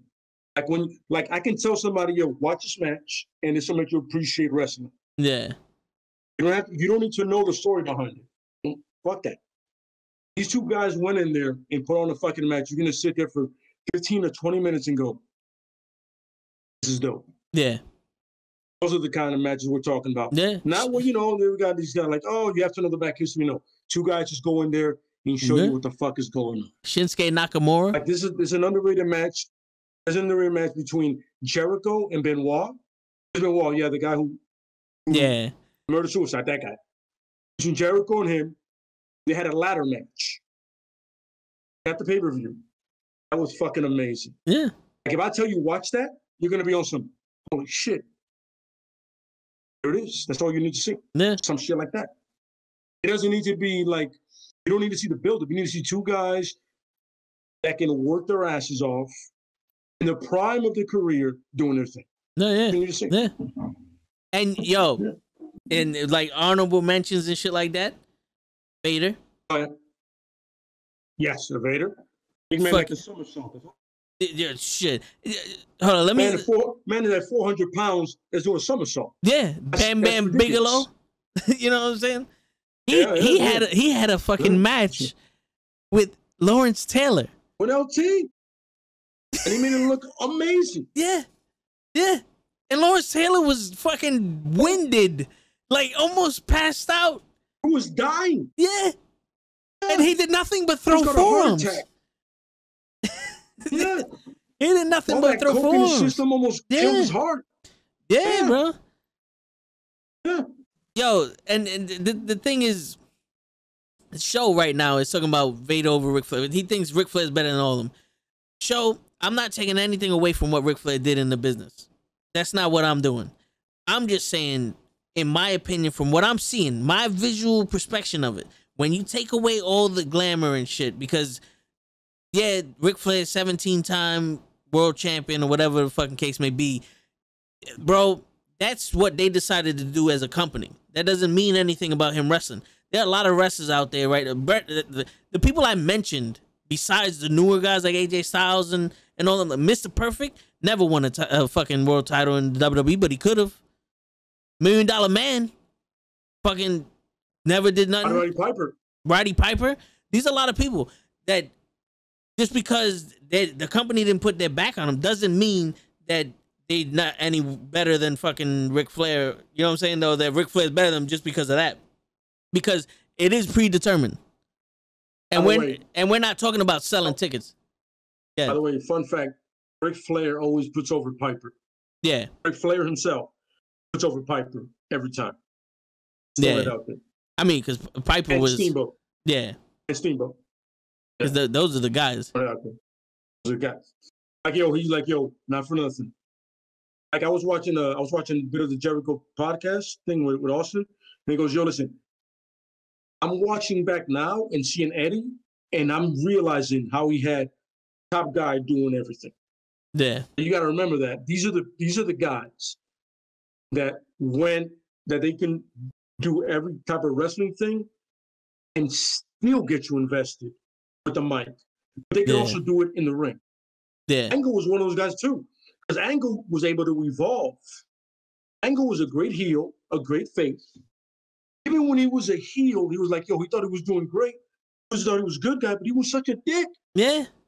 He was legit. And even his comedy act. Yeah, it was awesome. Hell yeah. Awesome. Yo, Angle's one of those guys that is very underappreciated. Yeah. Extremely. he's one of those guys, top 10, top 5. But like, yo, my man, he can go on the mic or whatever because he's like, yo, he just sold you. You know what I'm saying? But also, you believed him because he was an Olympic gold medalist. And I'm like, yo, you got like, yo, that's a badass dude, bro, at the end of the day. For real, yeah. A badass guy. Yeah, you can't do nothing about that shit. Fuck you up, son. Make no mistake about it. He will fuck anybody he's in that ring up with. And they knew it. Yeah. You know what I'm saying? Make no mistake, yeah. And going back to the Ric Flair shit show, if you sit there and actually watch the matches, right, with Ric Flair and all that, I believe it's a different, like WCW and WWE with different productions, they were different things, but when you go there and watch the match, like if you watch WrestleMania, what was it, 7 to 8, where Macho Man had the match with Ric Flair. A lot of 90% of that match was Ric Flair going after Macho Man's knee. You can't tell me you're the greatest wrestler in the world when you have another greatest wrestler in the world in Macho Man and you're just going after his knee. You're not telling me a story. You know what I'm saying? Like Hulk Hogan had an amazing match with the Macho Man at WrestleMania fucking 5. Hulk Hogan, by the way. Yeah. And you know what his handicap was? Being Hulk Hogan. Hulk Hogan sold for no one, did nothing for anybody. You know what I'm saying? One of the most selfish motherfuckers in the world. And he had a great match with. Yeah. Yeah. I agree. And it's like, I say Vader because Vader was athletic for his size, but also was able to tell the story. Like, he was a big man and he wrestled like a big man. He did his thing. And he also took it from like Sting and Ron Simmons, and that's another one we didn't fucking mention. Ron Simmons, yeah. And think about this. The greatest matches that you hear about with Ric Flair are Harley Race and Steamboat and Dusty Rhodes. Look at the workers he's working with, man. Look at the people he's working with, man. Yeah. Look at him. I mean, Dusty was a storyteller above everybody. Yeah. He can sell, he can tell you a story just walking to the fucking ring. Yeah. Yeah. You invested in the guy because you're like, yo, I fucks with that guy. Yeah. I like him. He's a fat dude, but he can go. Oh, yeah. Oh, Steamboat. yeah. Steamboat, a guy that can go, period. Yeah, he can go anyway. Masterpiece. Doesn't matter. Harley Race. He was Ric Flair before. He was Ric Flair before Ric Flair was Ric Flair. Yeah. Absolutely, yeah. See, now Show want to talk about Bret Hart with softening up the legs. Bret Hart had a fucking phenomenal match with the Skinner. You know who the Skinner is, Show? You never heard of the Skinner. You about to go on the WWE Network and put Skinner in the fucking search bar. And Bret Hart defended his Intercontinental title against this fucking man, and that was an awesome fucking match. I agree with that one. The Skinner was not anybody, but it was a great match. You know what I'm saying? Like, Bret Hart hurt your leg when you was Diesel or The Undertaker or Yokozuna because he couldn't power you. He couldn't overpower you. You know what I'm saying? It was a difference there. Here. Yeah. Did you not understand the excellence of execution? Yeah. Was that not like a running thing for him? Yeah. He didn't do that against Owen Hart. You know what I'm saying? He didn't do that against the British Bulldog. All right, Aaliyah, have a good night.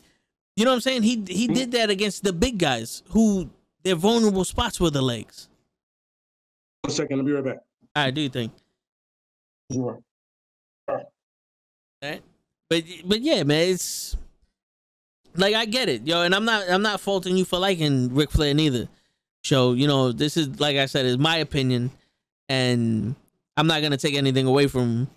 Like, he was an entertaining wrestler. He was good, and he's up there with him. But I would put other people above him in my opinion. If you don't agree, that's fine. Everybody has their opinions.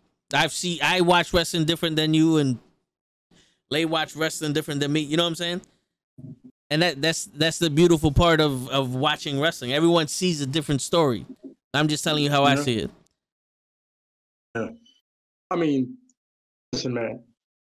I'm a fan of Flair's, and I enjoy his matches. You know what I'm saying? It's creative, it's fun, right? You know, but there's always a lot of things you can take away stuff from everybody. Like the best workers I've always seen is the guys that better tell you two sides of the story. You know what I'm saying? Yeah.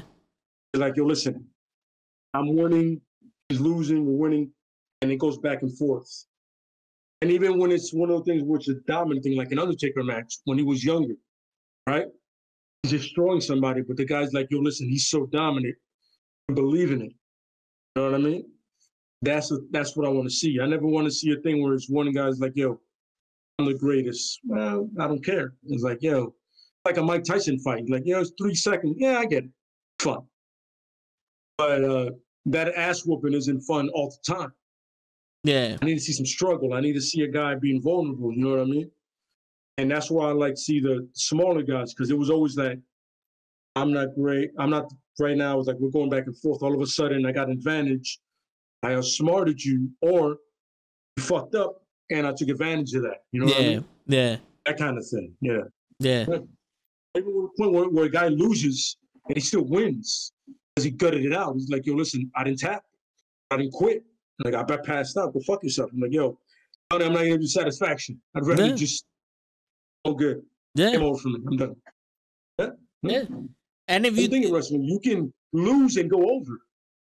Yeah. And that takes a fucking talent. Because wrestling, that match is a show. It's a short movie. It's a short fucking TV series that you're watching there. You know what I'm saying? And the show and that story is what I invest in.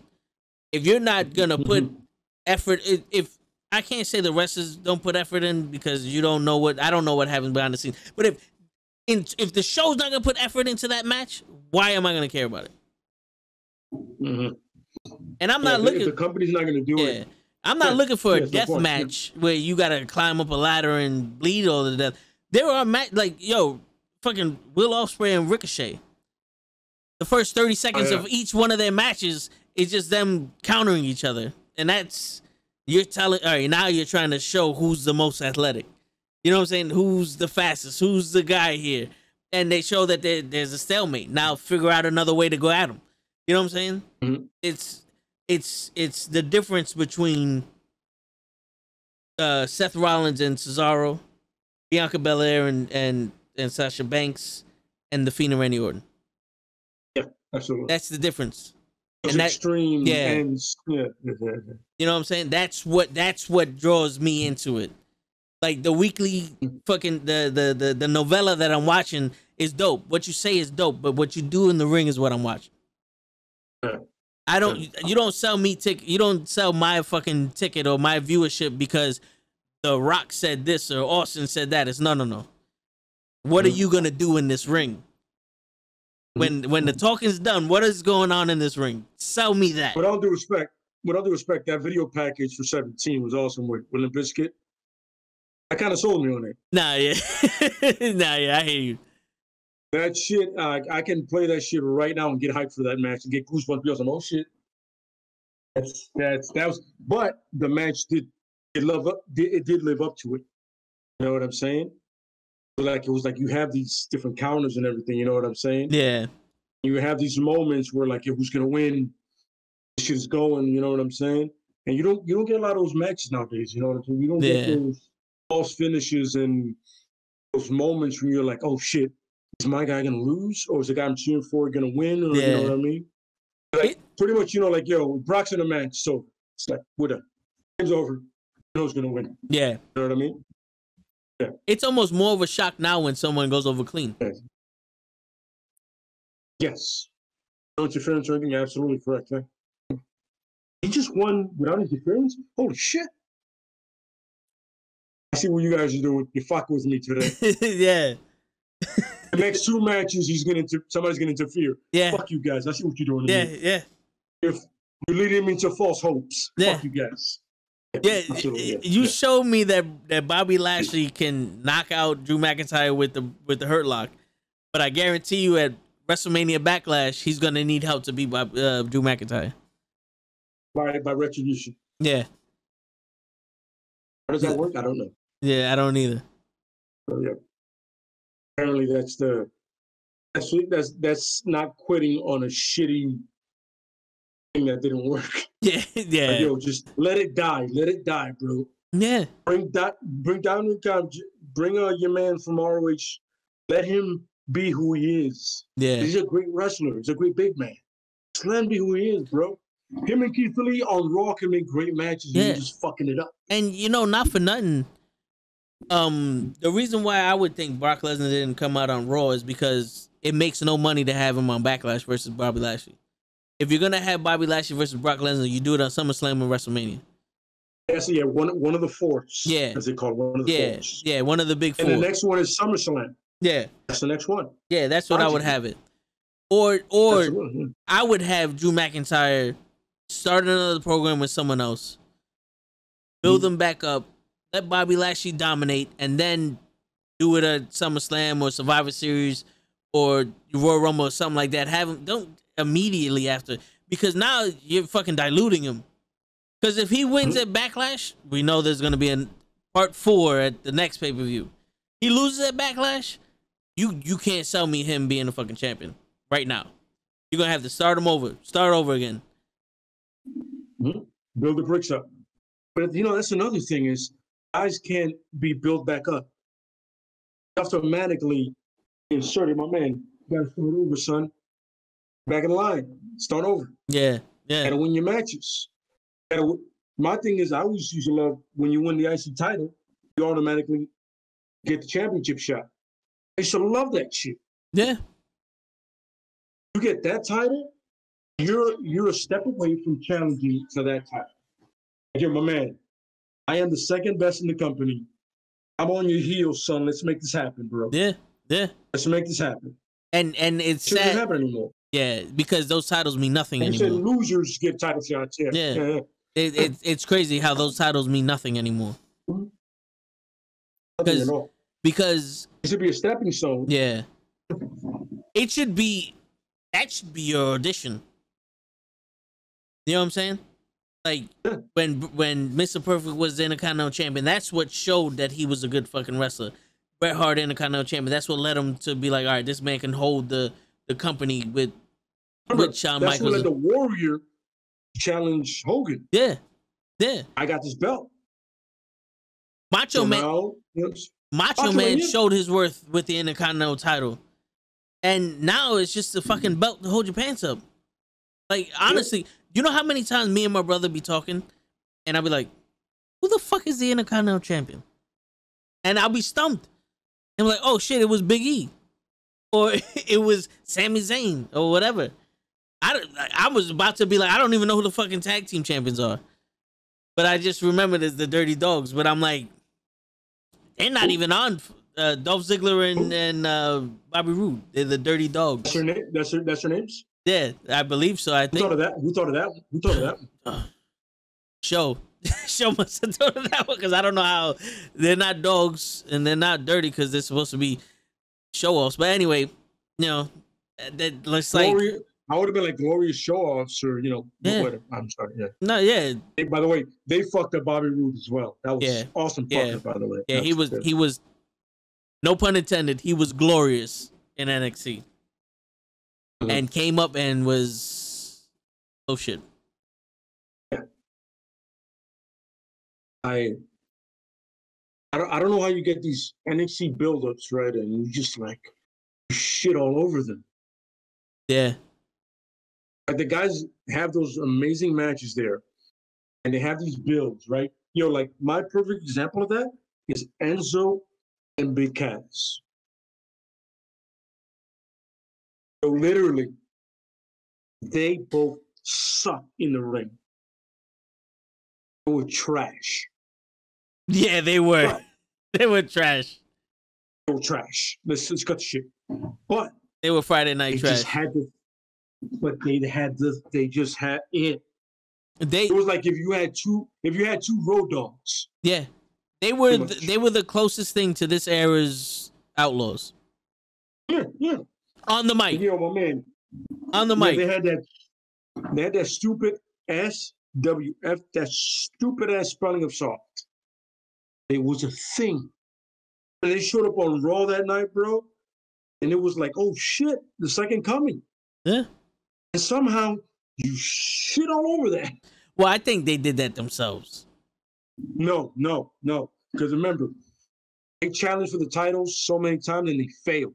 Yeah. They never won them. But they should have won them once. But Enzo had a lot of backstage heat also, you know what I'm saying? Enzo was a non-intelligent Sami Zayn. Yeah. His mouth had a big bark. Yeah. He didn't have the brains to back it up. Yeah, and then and then Kaz was just a fucking dirtbag. Yeah. And I can't believe they tried to push him for that Universal Championship with that 4-way where Kevin Owens won it. Oh yeah, I remember that shit. That piece of shit. Yeah, but it was. What are we doing here? Yeah, it was. Because they were trying to get the next. They were trying to do that Kevin Nash shit. Yeah, he was a big guy, or Test, or just some shit like that. Yeah, it's like that Test shit failed. Yeah, big time. And he got huge too before he died. Test. Because pumping up roids. Yeah. Couldn't do it. But shit, man. Yeah, so all right, so it was just getting back to all right, so we went through Raw. Now pitch me your SmackDown. How do you see SmackDown going from like this is you controlling how on SmackDown? Yeah. Okay, awesome. So we have I'll stick with the way SmackDown rolls, right? Roman comes out, right? And he gloats, right? About how he won, which makes sense, right? Tribal Chief, I'm the man, right? Then Edge comes out, right? You're like, yo, listen, you didn't pin me. And Brian comes out, you didn't pin me. Samoa Joe comes out and goes, yo, I don't give a shit what any of you said. You had your shot. Both failed on the main stage. I never had a shot at him one-on-one. I always had to, because remember, they had a 5-way with him, Strowman, and all that shit. Yeah. There was always somebody in the way. It was never me and him. Never just us two, right? And you call yourself the head of the table. I've never seen you fight anyone. I'm a fight. I'm the fight. There's nobody here who's going to give you a fight like me. Not Owens, not anybody else. Me. Right? They all talk shit. They were like, yo, listen, I'm going to make it simple. Edge, Daniel Bryan, the right-hand man, and anybody else you want to throw in there tonight, we do it. I win, I get you the next pay-per-view. I lose, you never see me again. Ever. Clearly, he ransacks through them cats, right? That happens. Second segment, right? Apollo Crews come out, right? That's how you do it right. The title things. You got to do the titles right. Right? Apollo Crews comes out and he introduces this dude, right? Whatever the fuck his name is at this point. Yeah. General Akbar, whatever the fuck his name is, right? You know what I'm saying? Some I just named a Star Wars guy, but whatever. Yeah, the tall motherfucker. You know what I'm saying? The tall nigga, right? That guy. Right? All of a sudden he's like, you know what I'm saying? I got my muscle, right? And Biggie goes, Biggie comes out and goes, you know what's funny? I've had my run with this title. I'm cool with it. You know what I'm saying? Like, he calls out Biggie like, yo, I'm done with it. You did what you needed to do. I need to go on to bigger and better things. We don't see Biggie for at least 2 weeks, right? Gone, right? Done with him. I get it. You bring some guy in from NXT. Anybody. I don't care. Tommaso Ciampa. Ciampa comes, you know what's funny? I've always loved the Intercontinental because it's a workhorse championship. I love to work. I see that title as being mine. You got your guy, come with it. You know what I'm saying? Who do I need to beat to get to you? Move that on. The women's next. The women should never be last. Eka comes out. Straight up, who wants this? Who wants some of this? No bullshit. If she's the best, who wants this? Word. Who wants it right now? Somebody comes down, no matter who it is. I can't think of anybody now because I can't think of anybody important. Yeah, besides if He Bailey wants it. would have. With all due respect, Bailey wants it, whatever. But Bailey's always part of a program, so you gotta Yeah. get somebody fresh. Yeah, no, yeah, And yeah. you're like, yo, you want this? Prove it. I'm saying beat somebody. You wouldn't Beat put you somebody that's would been a champion before. you wouldn't pull out somebody from NXT? I want to, but I already did that earlier. Yeah. Yeah. Yeah, Ciampa came up, so you know what I'm saying?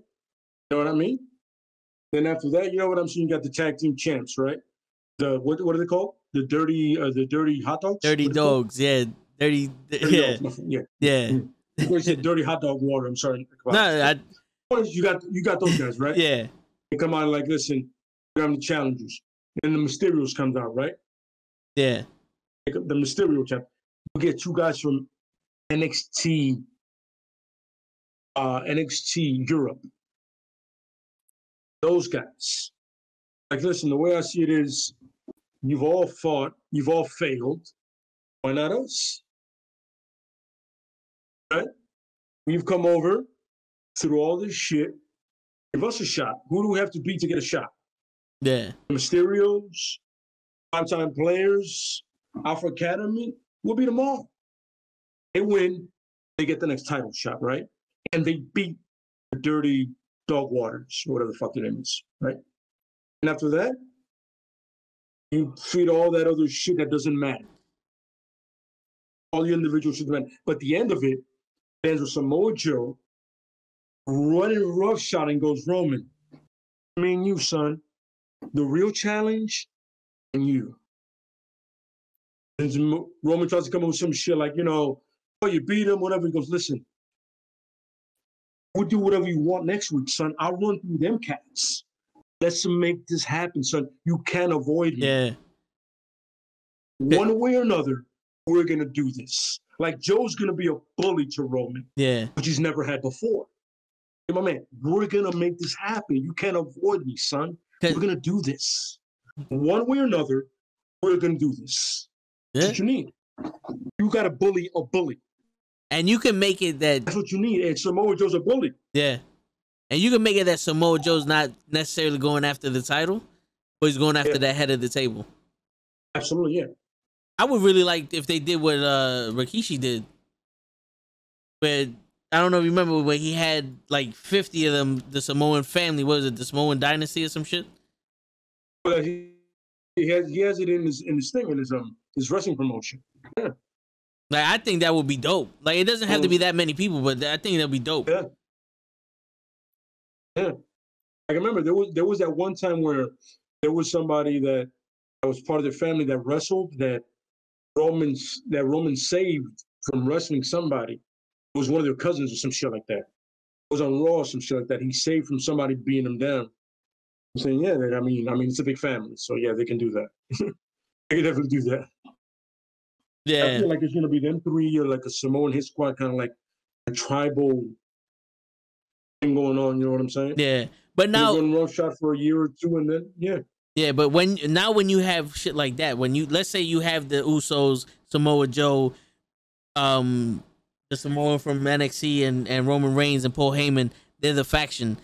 There's gonna be a time where they need to be the only faction. But then who do you bring up to go after them? Well, what you gotta do is you gotta have like you do back in the days, right?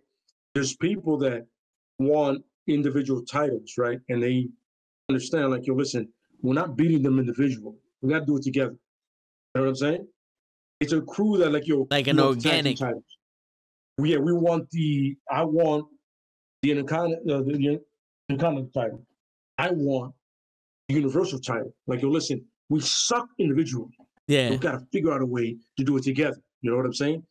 And it's a makeshift shit. It's like, yo, listen, we don't like each other. I get it. We're not even friends, but in order for us to beat them, we have to work together. Yeah. And then you have that Survivor Series match, right? Where they beat them, and they're like, oh, shit. Okay. We did it together. We got this. You know what I'm saying? And there's a stipulation like, yo, listen, if we win, one of us gets a title shot, whether it be the IC championship, the tag team, you know what I mean? Yeah. And then you see the cracks in the family, right? In the head of the table. Like, yo, how do we lose to them? They're not family or whatever, you know what I'm saying? They don't, you know what I'm saying? And it starts like that. That's how the storyline works perfectly. Yeah, and You know what I'm saying? it makes Have it organic. individuals be the core group. Yeah. It makes it organic, and there's no two factions that are looking for dominance. It's just a bunch of people that are like, yo, we need it. We need I it. want individuals here. Yeah. Cause yo, think about it. Cause if you're gonna name these individuals, right? So it would have to be people that no Daniel Bryan, no Edge. So who's perfect for that? Nope. Big E Langston, Keith Lee. Absolutely. So let's say Keith Lee goes after Samoa Joe, who's the Intercontinental Champion on SmackDown. Keith Lee after Samoa Joe, that'd be a hell of a match. Big E finally gets his push for Roman Reigns for the title, and then you come out with a fucking tag team with whoever you want to throw out, because at the end of the day, let's face it, the tag teams are not important. You could put MSK, bring them up from NXT, right? Them two. There you go. And they would be a perfect foil. The Usos, they're all high flying. Yeah. And they all go batshit when they do matches. Yeah, absolutely. Yeah. And then boom, we're done. And now you got the next generation of people. Absolutely, you got these people, right? And like we said before, you got to build like Jericho. These guys are these are the guys. These are new guys, right? And they're coming up. Yeah. Okay? Like, and the great thing about it is you got a bunch of guys, right? That most Keith Lee knows MSK, right? Yeah. They know each other. Most of them know, and they can just come together, and it makes perfect sense. It's a bunch of people that want titles, but like, yo, listen, we failed individually. We can work together, and it makes perfect sense. Yeah. Yeah. It means to an end. And it also pays homage to the old school 80s wrestling, because you had the Heenan family, which is a faction of Haku and the Andre the Giant, and the Barbarian and Mr. Perfect and all those other people, Ravish and Rick Rude, and they were separate people, but they came together because they were the Heenan family. And the people who went after them were just normal guys that just so happened to be like, yo, you got beef with him, I got beef with him, let's go after him. Yeah. Yeah. I'm saying, and that's why you got to do that right. And if you look at it right, if you look at the numbers correctly, right, you got the tag teams, right? You got the Intercontinental Champion, and then right, you got the Universal Champion, right? Yep. Get yourself a Survivor Series match right there. It doesn't have to be 5. It could be them. Yeah. Right. For a long time it was 4 versus 4. The fan loses, right? And they're like, oh, the Samoans lose, and they're like, oh shit. All right, the fuck happened, bro? Who was rolling hard? What happened? Yeah. And the cracks start to happen, and people start to lose and shit like that. And you got programs for at least a year and a half. Or if you do it right, to lead to a WrestleMania. Yeah. If you do it right, 2 years. Because if you set the faction now, most likely Survivor Series will be Raw versus SmackDown. You have the Samoan family representing SmackDown, and they defeat Raw. Now it's like, all right, SmackDown's the dominant show again. This is the dominant family, not only over SmackDown, but over all of WWE. Yeah. You know what I'm saying? Agree. Yeah. And now that leads to we go into WrestleMania.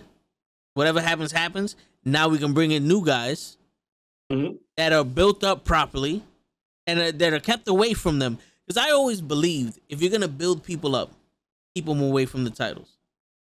Yeah, if you want another world champion, don't just throw somebody out there and expect him to be champion. Build him up, get his name up on the other side of it, and then like, yo, we have the Ultimate Warrior versus Hulk Hogan. They never stepped foot in the same ring before until Royal Rumble, and it's like, oh shit, you know what I'm saying? Like, that's absolutely correct. Yeah, like that's my thing. So it's like, all right, boom, you got that, or you can throw a left field. Fucking build them up on Raw. Build them up on Raw and let them come to SmackDown. So you tell a guy, yo, listen, my goal has always been an Intercontinental Champion when I was younger. Yeah. Boom, bam, goes over there. You know what I'm saying? Yeah. You have to get away from the prototype they've been doing lately of, you know what I'm saying? I demand this. Yeah. Whatever you earned. Yeah. And shit. I demand a lot of, you know what? I demand $50 million. Yeah. You're going to come to me right now. Yeah, like I can't walk into a bank and say, you know what, man, I watched shitty wrestling for 17 years. You owe me money. Nah, it's good for you. Go about your I business. can't go up to Vince and be like, yo, listen, you know how much you owe me for the shit you put me through? Yeah, that. because like the way they run it is, if I went into the WrestleMania, if I went to WrestleMania and jumped the fucking guardrail with a mic and was like, yo, I want a title shot, they have to give me one. Apparently, yeah, so it goes. Yeah, because that's how it goes. Like, I haven't wrestled a day in my life, but, you know, the way you guys do it. Yeah, I deserve a title shot. Down. Yeah. I love this business. Yeah, I love this business as much as you guys. I deserve a title shot because that's all the criteria is. Yeah, and you gotta. Everybody has to earn it. You know what I'm saying? Yeah. So yeah. I mean, if you can build up a non-faction, which is going to be a faction, it has to be a bunch of guys that don't agree with each other. But like, yo, listen, the only way we can do this correctly is if we put them together. Yeah. We tried separately, failed. Go together. We're all going after the same people. Yeah. For individual reasons. Yeah. We figure it out. And we make this an even playing field now. That's only it. Like, yo, listen, and do Survivor Series, like, yo, you build it up on like, yo, like we have a family. Who do you guys have? Oh, guy goes, yo, listen, man, listen. Hey, Biggie goes, yo, listen. I got 3 guys that are backing me up. You guys know them, right? I mean, most of you guys know them. They'll come out and be like that. See, 4-4. There we go. There you go. It looks like Survivor Series is going to be pretty even up. Yeah. And you don't have Big E or Keith Lee have the pin. One of the guys from MSK have the pin on a tag team champ or something like. And then he does the. Yeah. Everybody else also. You know what I'm saying? Soul Survivors. For those two, the tag teams, then everything else goes like, yo, listen, they beat y'all. The agreement was if our team won, we get shots. And we pick when we get shots. And everybody picks when they get their shots. Yeah. And you pick them, you got to pick them pay-per-views, the ones that matters. Yeah, for real. Perfect. And if you want to fuck with them, right? You want to fuck with them because let's say at this point they run the show because there's no real GM and whatever the fuck Roman says, this guy does anyway. Oh, yeah. You can always be on some, oh, okay, you guys want a title shot. All right. Yo, Keith Lee and Big E. You get a tag team title shot. Mm-hmm. You know what I'm saying? Like, there goes your shot. I don't have to give you an Intercontinental title shot or a world title shot. Agree, yeah. You know? And, these the guys over here, I don't know who the fuck they are. Go about your business. Go back to NXT. You know what I'm saying? Mm-hmm. Because that would be dope. Because now what happens if Big E and this guy win the tag team titles from them, from the Usos? Mm-hmm. Yeah. It's like, oh shit, yeah, we took out your boys. Yeah, you're not that. You're not that head of the table. Yeah. And now it's like, hold up. Now Samoa Joe and Big and Roman Reigns got to defend these things. You know what I'm saying? Now it's even more. You don't even need the NXT tag team. You know what I'm saying? But you keep them around just in case. Yeah. You want them around just in case. You know what I'm saying? It could be something in here like, yo, something like, yo, listen, guys. Biggie and Samoa would be like, yo, listen, you know what we'll do, man? You guys will drop the titles. You know why? Because we don't look weak. We'll drop the titles to anybody you want. We'll drop the titles to the Usos. You know what you do is, after we drop the titles, our rematch clause, we'll give it to you. Yeah. There you go. Now you guys have a match. Yeah. Or the fuck. You can do a WrestleMania style. Yeah. Or the fuck with them back. Like, yo, listen. We don't want to be tag team champions. So, yo, we're going to relinquish our titles to these guys. No, you know what you do? Don't do that. What you do is you put them up. You're like, yo, listen, how about this one? We're going to relinquish them, right? And Adam Pearce, since we're the champions and we have the powers, champions have the powers, right? Yeah. According to them, unless you lose. You make a tournament. Yeah. Make a tournament, right? Get all the tag teams in WWE. You know who's going to come out? Yo, but we were the former champs. You never invoked any clause. You make a tournament. As champions, we can request this. The tournament, right?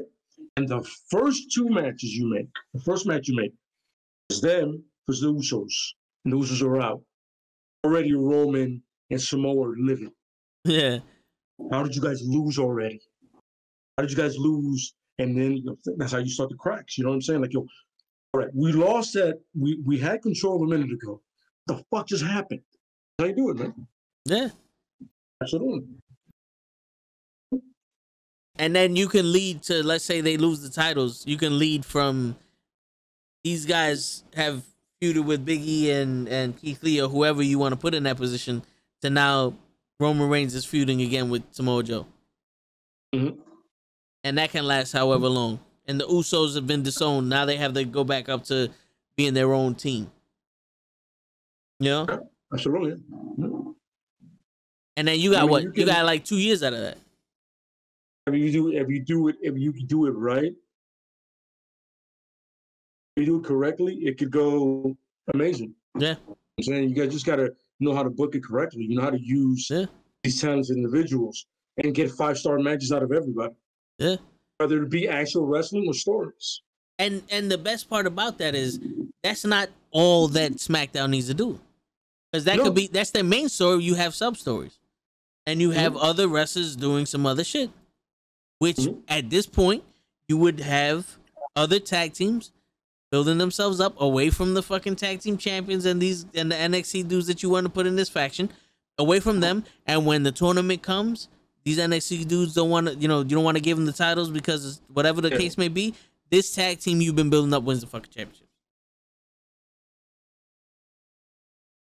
I agree.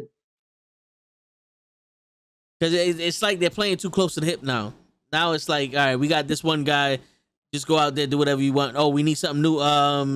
Him. Go out there and be new. There's never any. If it's a build, it's personal. It's never a build. It's just competition. Yeah. I never want to be better than that guy. Yeah. Whatever happened to the best out of 7 series. I'm better than that guy because I'm just skillfully better than that guy. Yeah. I think the last time they did that was Booker T and Cena, right? Sheamus and thing. It's Cesaro. Oh, yeah. Sheamus and Cesaro. Yeah. It can never be like, yo, I remember when Booker T and Benoit had the thing for the TV championship. Yeah. WCW. Yeah. Some of the greatest matches you've ever seen in your life. Yeah. Guys, I can go. And we're telling the story like, yo, listen, and the story was, I don't hate you, you don't hate me. It's like, yo, I'm just better than you. I want this chip belt more than you do. Yeah. And that actually showed a lot of Booker T. Yeah, absolutely. Because that changed everybody's mindset from he's just somebody who came from a tag team to now this guy's a legitimate singles wrestler. Yeah. Same with Benoit. It's the guy came from a faction to a guy that's like can legitimately just do his own thing. He doesn't need any help. And neither one of them did. You know what I'm saying? You know who can benefit from that the most in this time right now? Like if you decided to do it between two people, one of those people benefit the most. Ricochet. Absolutely. Ricochet and whoever else you want to put in there, but benefit the most because now it's about. Because I honestly believe they're holding Ricochet back because they don't think he has mic skills. Which, if you watch him outside of he has a lot of charisma also. But they're not. He's doing this. He's a superhero shit, and I get it because he can fly. But not everybody who's a high flyer needs to be a fucking superhero. You know what I'm saying? I mean, what you have to do with a guy like Ricochet, right, is just understand his skill set, right? By the way, Ricochet, thing is, they like to focus on the high fly, but he is a powerful guy. Have you seen Lucha Underground? You know the guy is strong as fuck. You know what I'm saying? Prince Puma. But you're limiting it. Vince is doing his usual shit, like he's a smaller guy. Doesn't mean the guy can't go. He has a like Eddie Guerrero build, like yo, and Benoit build, like yo, I can do it all. I can chain wrestle. I can do it. I'm given the chance. But also on top of it else, if you just like Roman, if you let his personality open, you can see there's more to it. Yeah. You know what I mean? There's a lot more to him. You know what I'm saying? He can be funny. He can be focused. He can be dangerous if you let him be that. Yeah. But they always see like the superhero things like, yo, that is fun. At one point, guys have to evolve. Yeah. Like And- Xbox. Yeah. And yo, not for nothing, I just thought of the perfect guy for him in that the best of 7 series match. Perfect opponent for him to brush off all the shit he's going through. Morrison, John Morrison? John Morrison, and Ricochet in the best of 7. For title. You know, no, it's for the title. For the #1 contendership of any title. Yeah. Then the guy who wins it gets a shot at the title. Yeah. Because that right there, you Lucha have. Underground, they killed it. Oh yeah, because you have a guy in John Morrison who's athletic as anybody with the fucking free, the parkour and all that other shit. This guy can do anything, and Ricochet can do more than John Morrison. And you have these guys in the ring under the WWE production. Come on. But unlimited though, they have to be able to do what they got to do. Yeah, yeah, Unlimited though. yeah. Absolutely. I completely agree with that. Yeah, I'm with it. I'm with it. I'm a fan of that. 100%. It was like I would love to see Kyle O'Reilly versus Aleister Black. Shit, I would like to see Aleister Black back in NXT, bro. Because what happened to him? It felt like they said, Selena Vega, you're fired, and he left. He's gonna get back on SmackDown repackaged or some shit. I don't know. I don't think you need to repackage him. I think he was perfect the way he was. They just fucking dropped the ball with him. With that whole, I want to fight. No, yeah, you want to fight? Yo, the best shit I've ever seen is what he did with fucking Velveteen Dream. Yeah, yes. That right there, I was like, yo, this dude could do anything. Apparently, anything that the WWE wants him to do is nothing. And he didn't have abs, bro. That's the problem. Yeah. Assuming. Too much skill and not enough abs. Yeah. It's like, at what point do you sit there and go, this guy doesn't need to be 300 fucking pounds? You know? Look at Andrade. What the fuck are we doing here, bro? Yeah. Yeah. How many people was like, yo, I just want to leave because you're not doing nothing with him? And it's not like we're asking for him to be champion. Give him something to, like, give him fucking time. You have a 3-hour show and nothing happened. A 3-hour show, and the only match I can tell you that actually happened was Rhea Ripley and the fucking Viking Raiders. And Charlotte Flair. And Charlotte Flair, yes. I am the opportunity. And Braun Strowman, which you've seen 1,000 times. Oh yeah. I beat a 50-year-old Shane McMahon in a cage match. I deserve a title shot.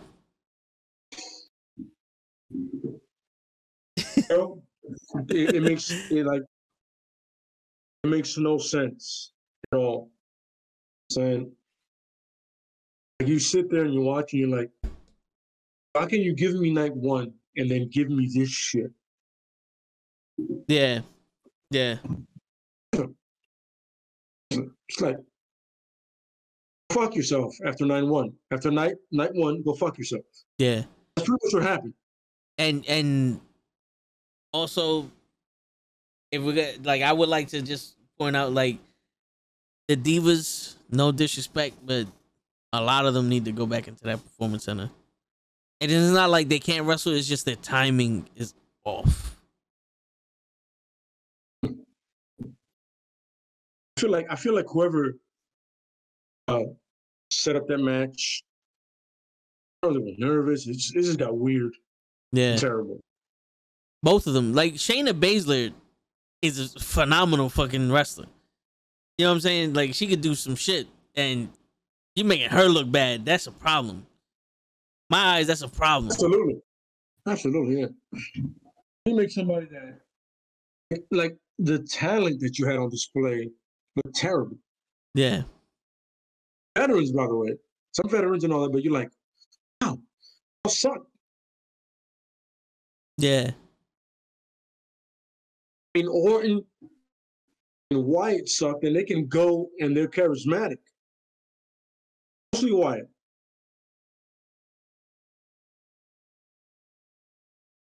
I don't know how you shit the bed with that match.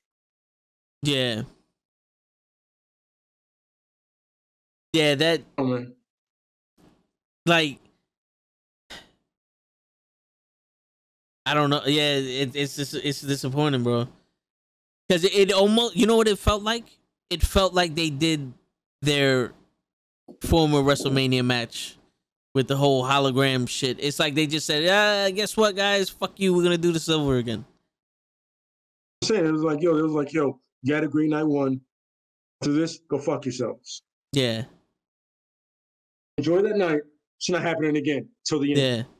And you know, and it's like, who do you blame? Who do you blame? What do you blame? The writers, the producers, the people who put together the match? Blame Vince. Well, here's the thing, Blame though. Vince and Rich and Pritchard. But here's the thing, though. At the end of the day, you gotta remember, at the end of the day, it ends with Vince. It begins and ends with Vince. Yeah. Vince calls everything. I hear you. But like Jericho said, I don't know if you saw his podcast with Austin. I watched it. And he said, whether they give you 5 minutes or 10 minutes or however long, that's your time. And I was like, I'm always a believer in like, yo, fuck it, man. Let's make the best of this. And how many people did the best they did and said, fuck it, we're going to suffer the consequences. But like, you know, you're out there. You're telling me that like, yo, Orton, do not DDT me every time I try to go on this fucking rope. You know what I'm saying?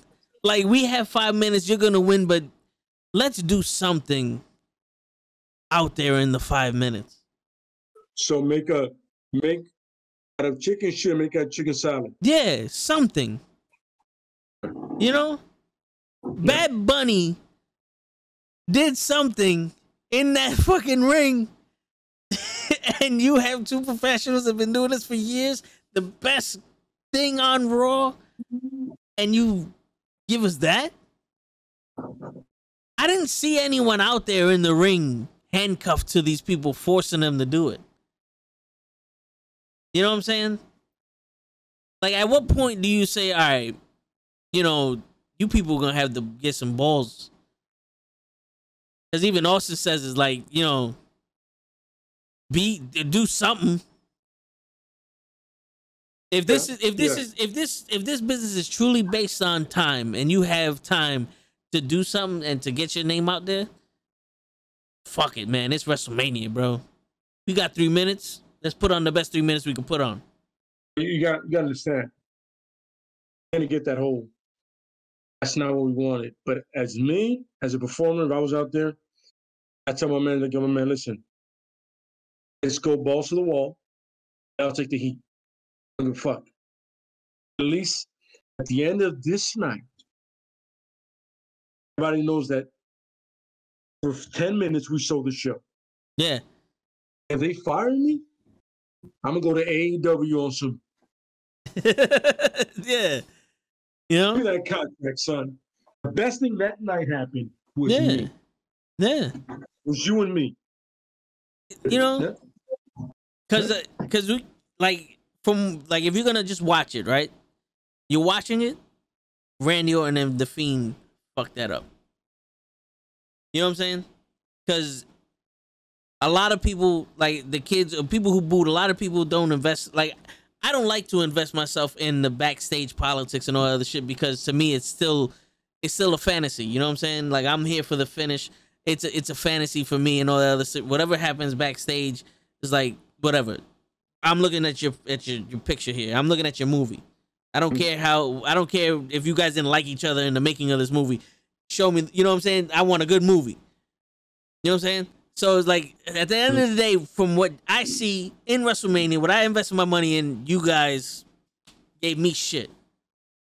You know? Yeah. Just like at work. If you're at work.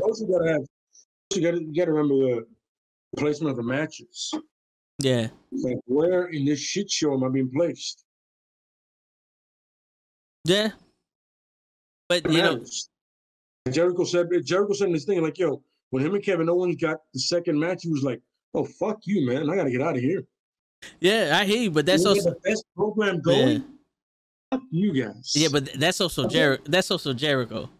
Not a lot of people could do that. You know what I'm saying? Not a lot of people could be like, "Yo, you made me second. I'm going home."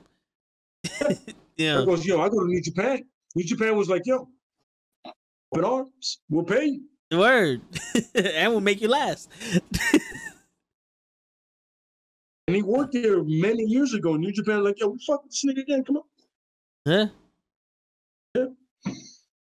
Always that. It was always. It's always that thing about what can't you do? You know what? Sometimes you just gotta go, man. You know, there was a thing where and he was seeing Punk. He was like, "Yo, that thing with Brock, we just went, man." Yeah. Like, "Yo, listen, I know it's gonna be my last match here, but fuck it, we just went." Yeah. He knew Brock. They're both Paul Heyman guys. You know what I'm saying? He just went for it. Fuck it. Yeah. What can you do? Yeah, get the finish and make the best of it. You gotta pay me the WrestleMania check anyway. Yeah.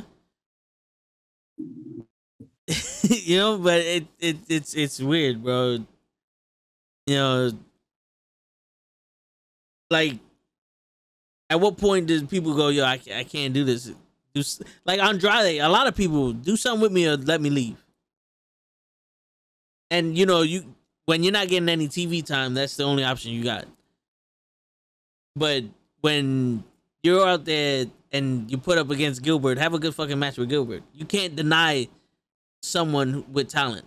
Like, look at Cesaro. He did a lot of shit. He's fucking tag team champion with Sheamus, and he did a lot of stupid shit. Like, he was tag team champion with almost everybody on the fucking roster. You can't deny this man. And you get it. Kofi Kingston went through a lot of bullshit. And he just showed his talent. You can't deny this nigga. Like, I get it. It's a long road, but, you know. Here's the problem. It shouldn't be that long for somebody that's that good. It shouldn't be. And I get it. And there's a lot of factors on why. Let me get this right. You don't see something in a guy, right? Because he's a great wrestler. And he does what's needed in the ring, and he puts people over and himself. You're not a fan of his because he's not 6'9" and jacked. Yeah. Meanwhile, he's literally the strongest human being you have on your roster. Yeah. Literally. He's picking up anybody and swinging them. You know what he can do? A man can go all day. For some reason, they're like, "Nah, that's not the guy." But your guy is the Miz. Honestly, Miz, Cesaro. Because they put more emphasis on what's behind the mic and not what's in the ring. The last time the Cesaro did anything with Rollins, it was legit. He was coming off the cuff. Yeah. So the problem is your writers are dicks. Yeah. And put him in the ring, shut your fucking mouth, and let him do his magic like he did at WrestleMania. Yeah. Because the Attitude Era was a lot of sink or swim. Yep. And you notice a lot of those people were over. Everybody was over from the first match to the last match. Everybody was over. It was rare that certain people weren't over. You had two people in skirts pretend they were in mosh. Yeah. Ken Shamrock is the person that mentioned him. Ken Shamrock is not the greatest on the mic, but he can go in the ring and do his thing. And he was over. He can go. Yeah. They had the fucking headbangers. They wore skirts to the fucking ring, butt bumping each other, and they were over. You know? Agree. Just, sometimes you just gotta let them be talent. Yeah. Get out of your own way. Let them do their fucking thing. Sometimes people don't need you. I don't need you to tell me how to wrestle. I got this. Yeah. This is why I got here. Yeah. Tell me the story and trust me to tell it. Tell me how to fight, dude. I know what I'm doing. I can throw that. I can scrap. Yeah. I know what I'm doing, bro. Yeah. Yeah. And Friday should be very interesting. Monday was a shit show, and I mean like a shit show in a brown bag, lit on fire, then more shit put on top of that. Word. I really shit though. I really shit. Yeah. That shit was a disgrace. I haven't watched Raw fully in a long time, and this was the first time I watched the entire length of Raw, and I was disappointed. I was like, this. I could have went to sleep after after Bobby Lashley walked in the ring. I walked in the arena. I could have went to sleep.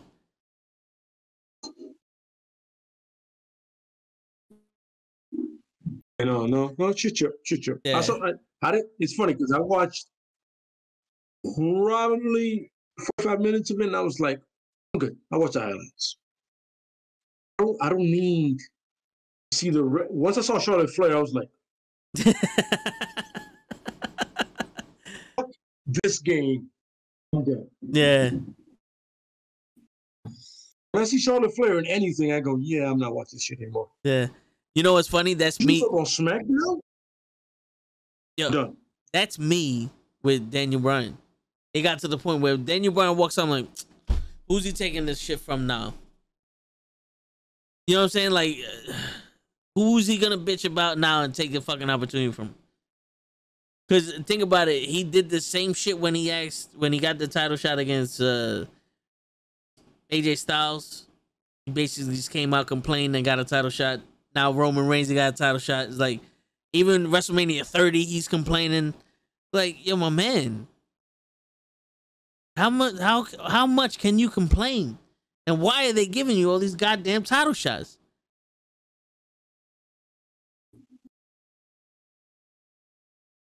Hey, man. What can you do? Sit there and take it, apparently. Just, yeah. Gauntlet matches or anything. You just got to be like, yo, he asked and they said yes. I'll be like, that's it? That's all it takes?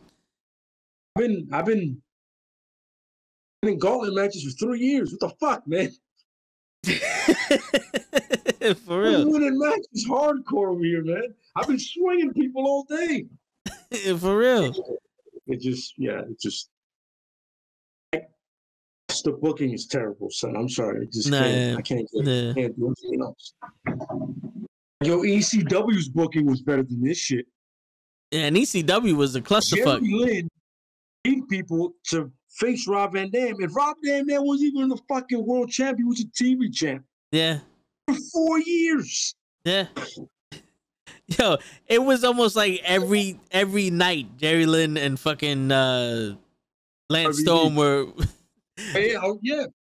Or just incredible. Yeah. They had the same match over and over again, but it still was like, all right, but they're going. You know, it's the same people wrestling, but this is a good match. You know? It was like Mike Awesome and a dude from Japan. Oh yeah. Masato Tanaka was yeah. You know what's funny? It's just entertaining as fuck. You know, they were all going through tables. Oh yeah, they powerbombed everybody through a table on the outside of the ring. It was razor's edges through tables all day. Oh yeah, and the fucking shoulder fucking. Oh yeah, the strikes, fucking elbows. the elbow strikes. My bad. And the chair shots, the most vicious chair shots you've ever seen in your life. It was like Tajiri, Super Crazy, and Nova. Oh yeah, yeah. Kick-Ass. And fucking Ray and Psychosis. That was so much that it went over to WCW. Yeah. Even in WCW, they were wrestling each other. Bischoff saw that and he said, yo, let's bring that here.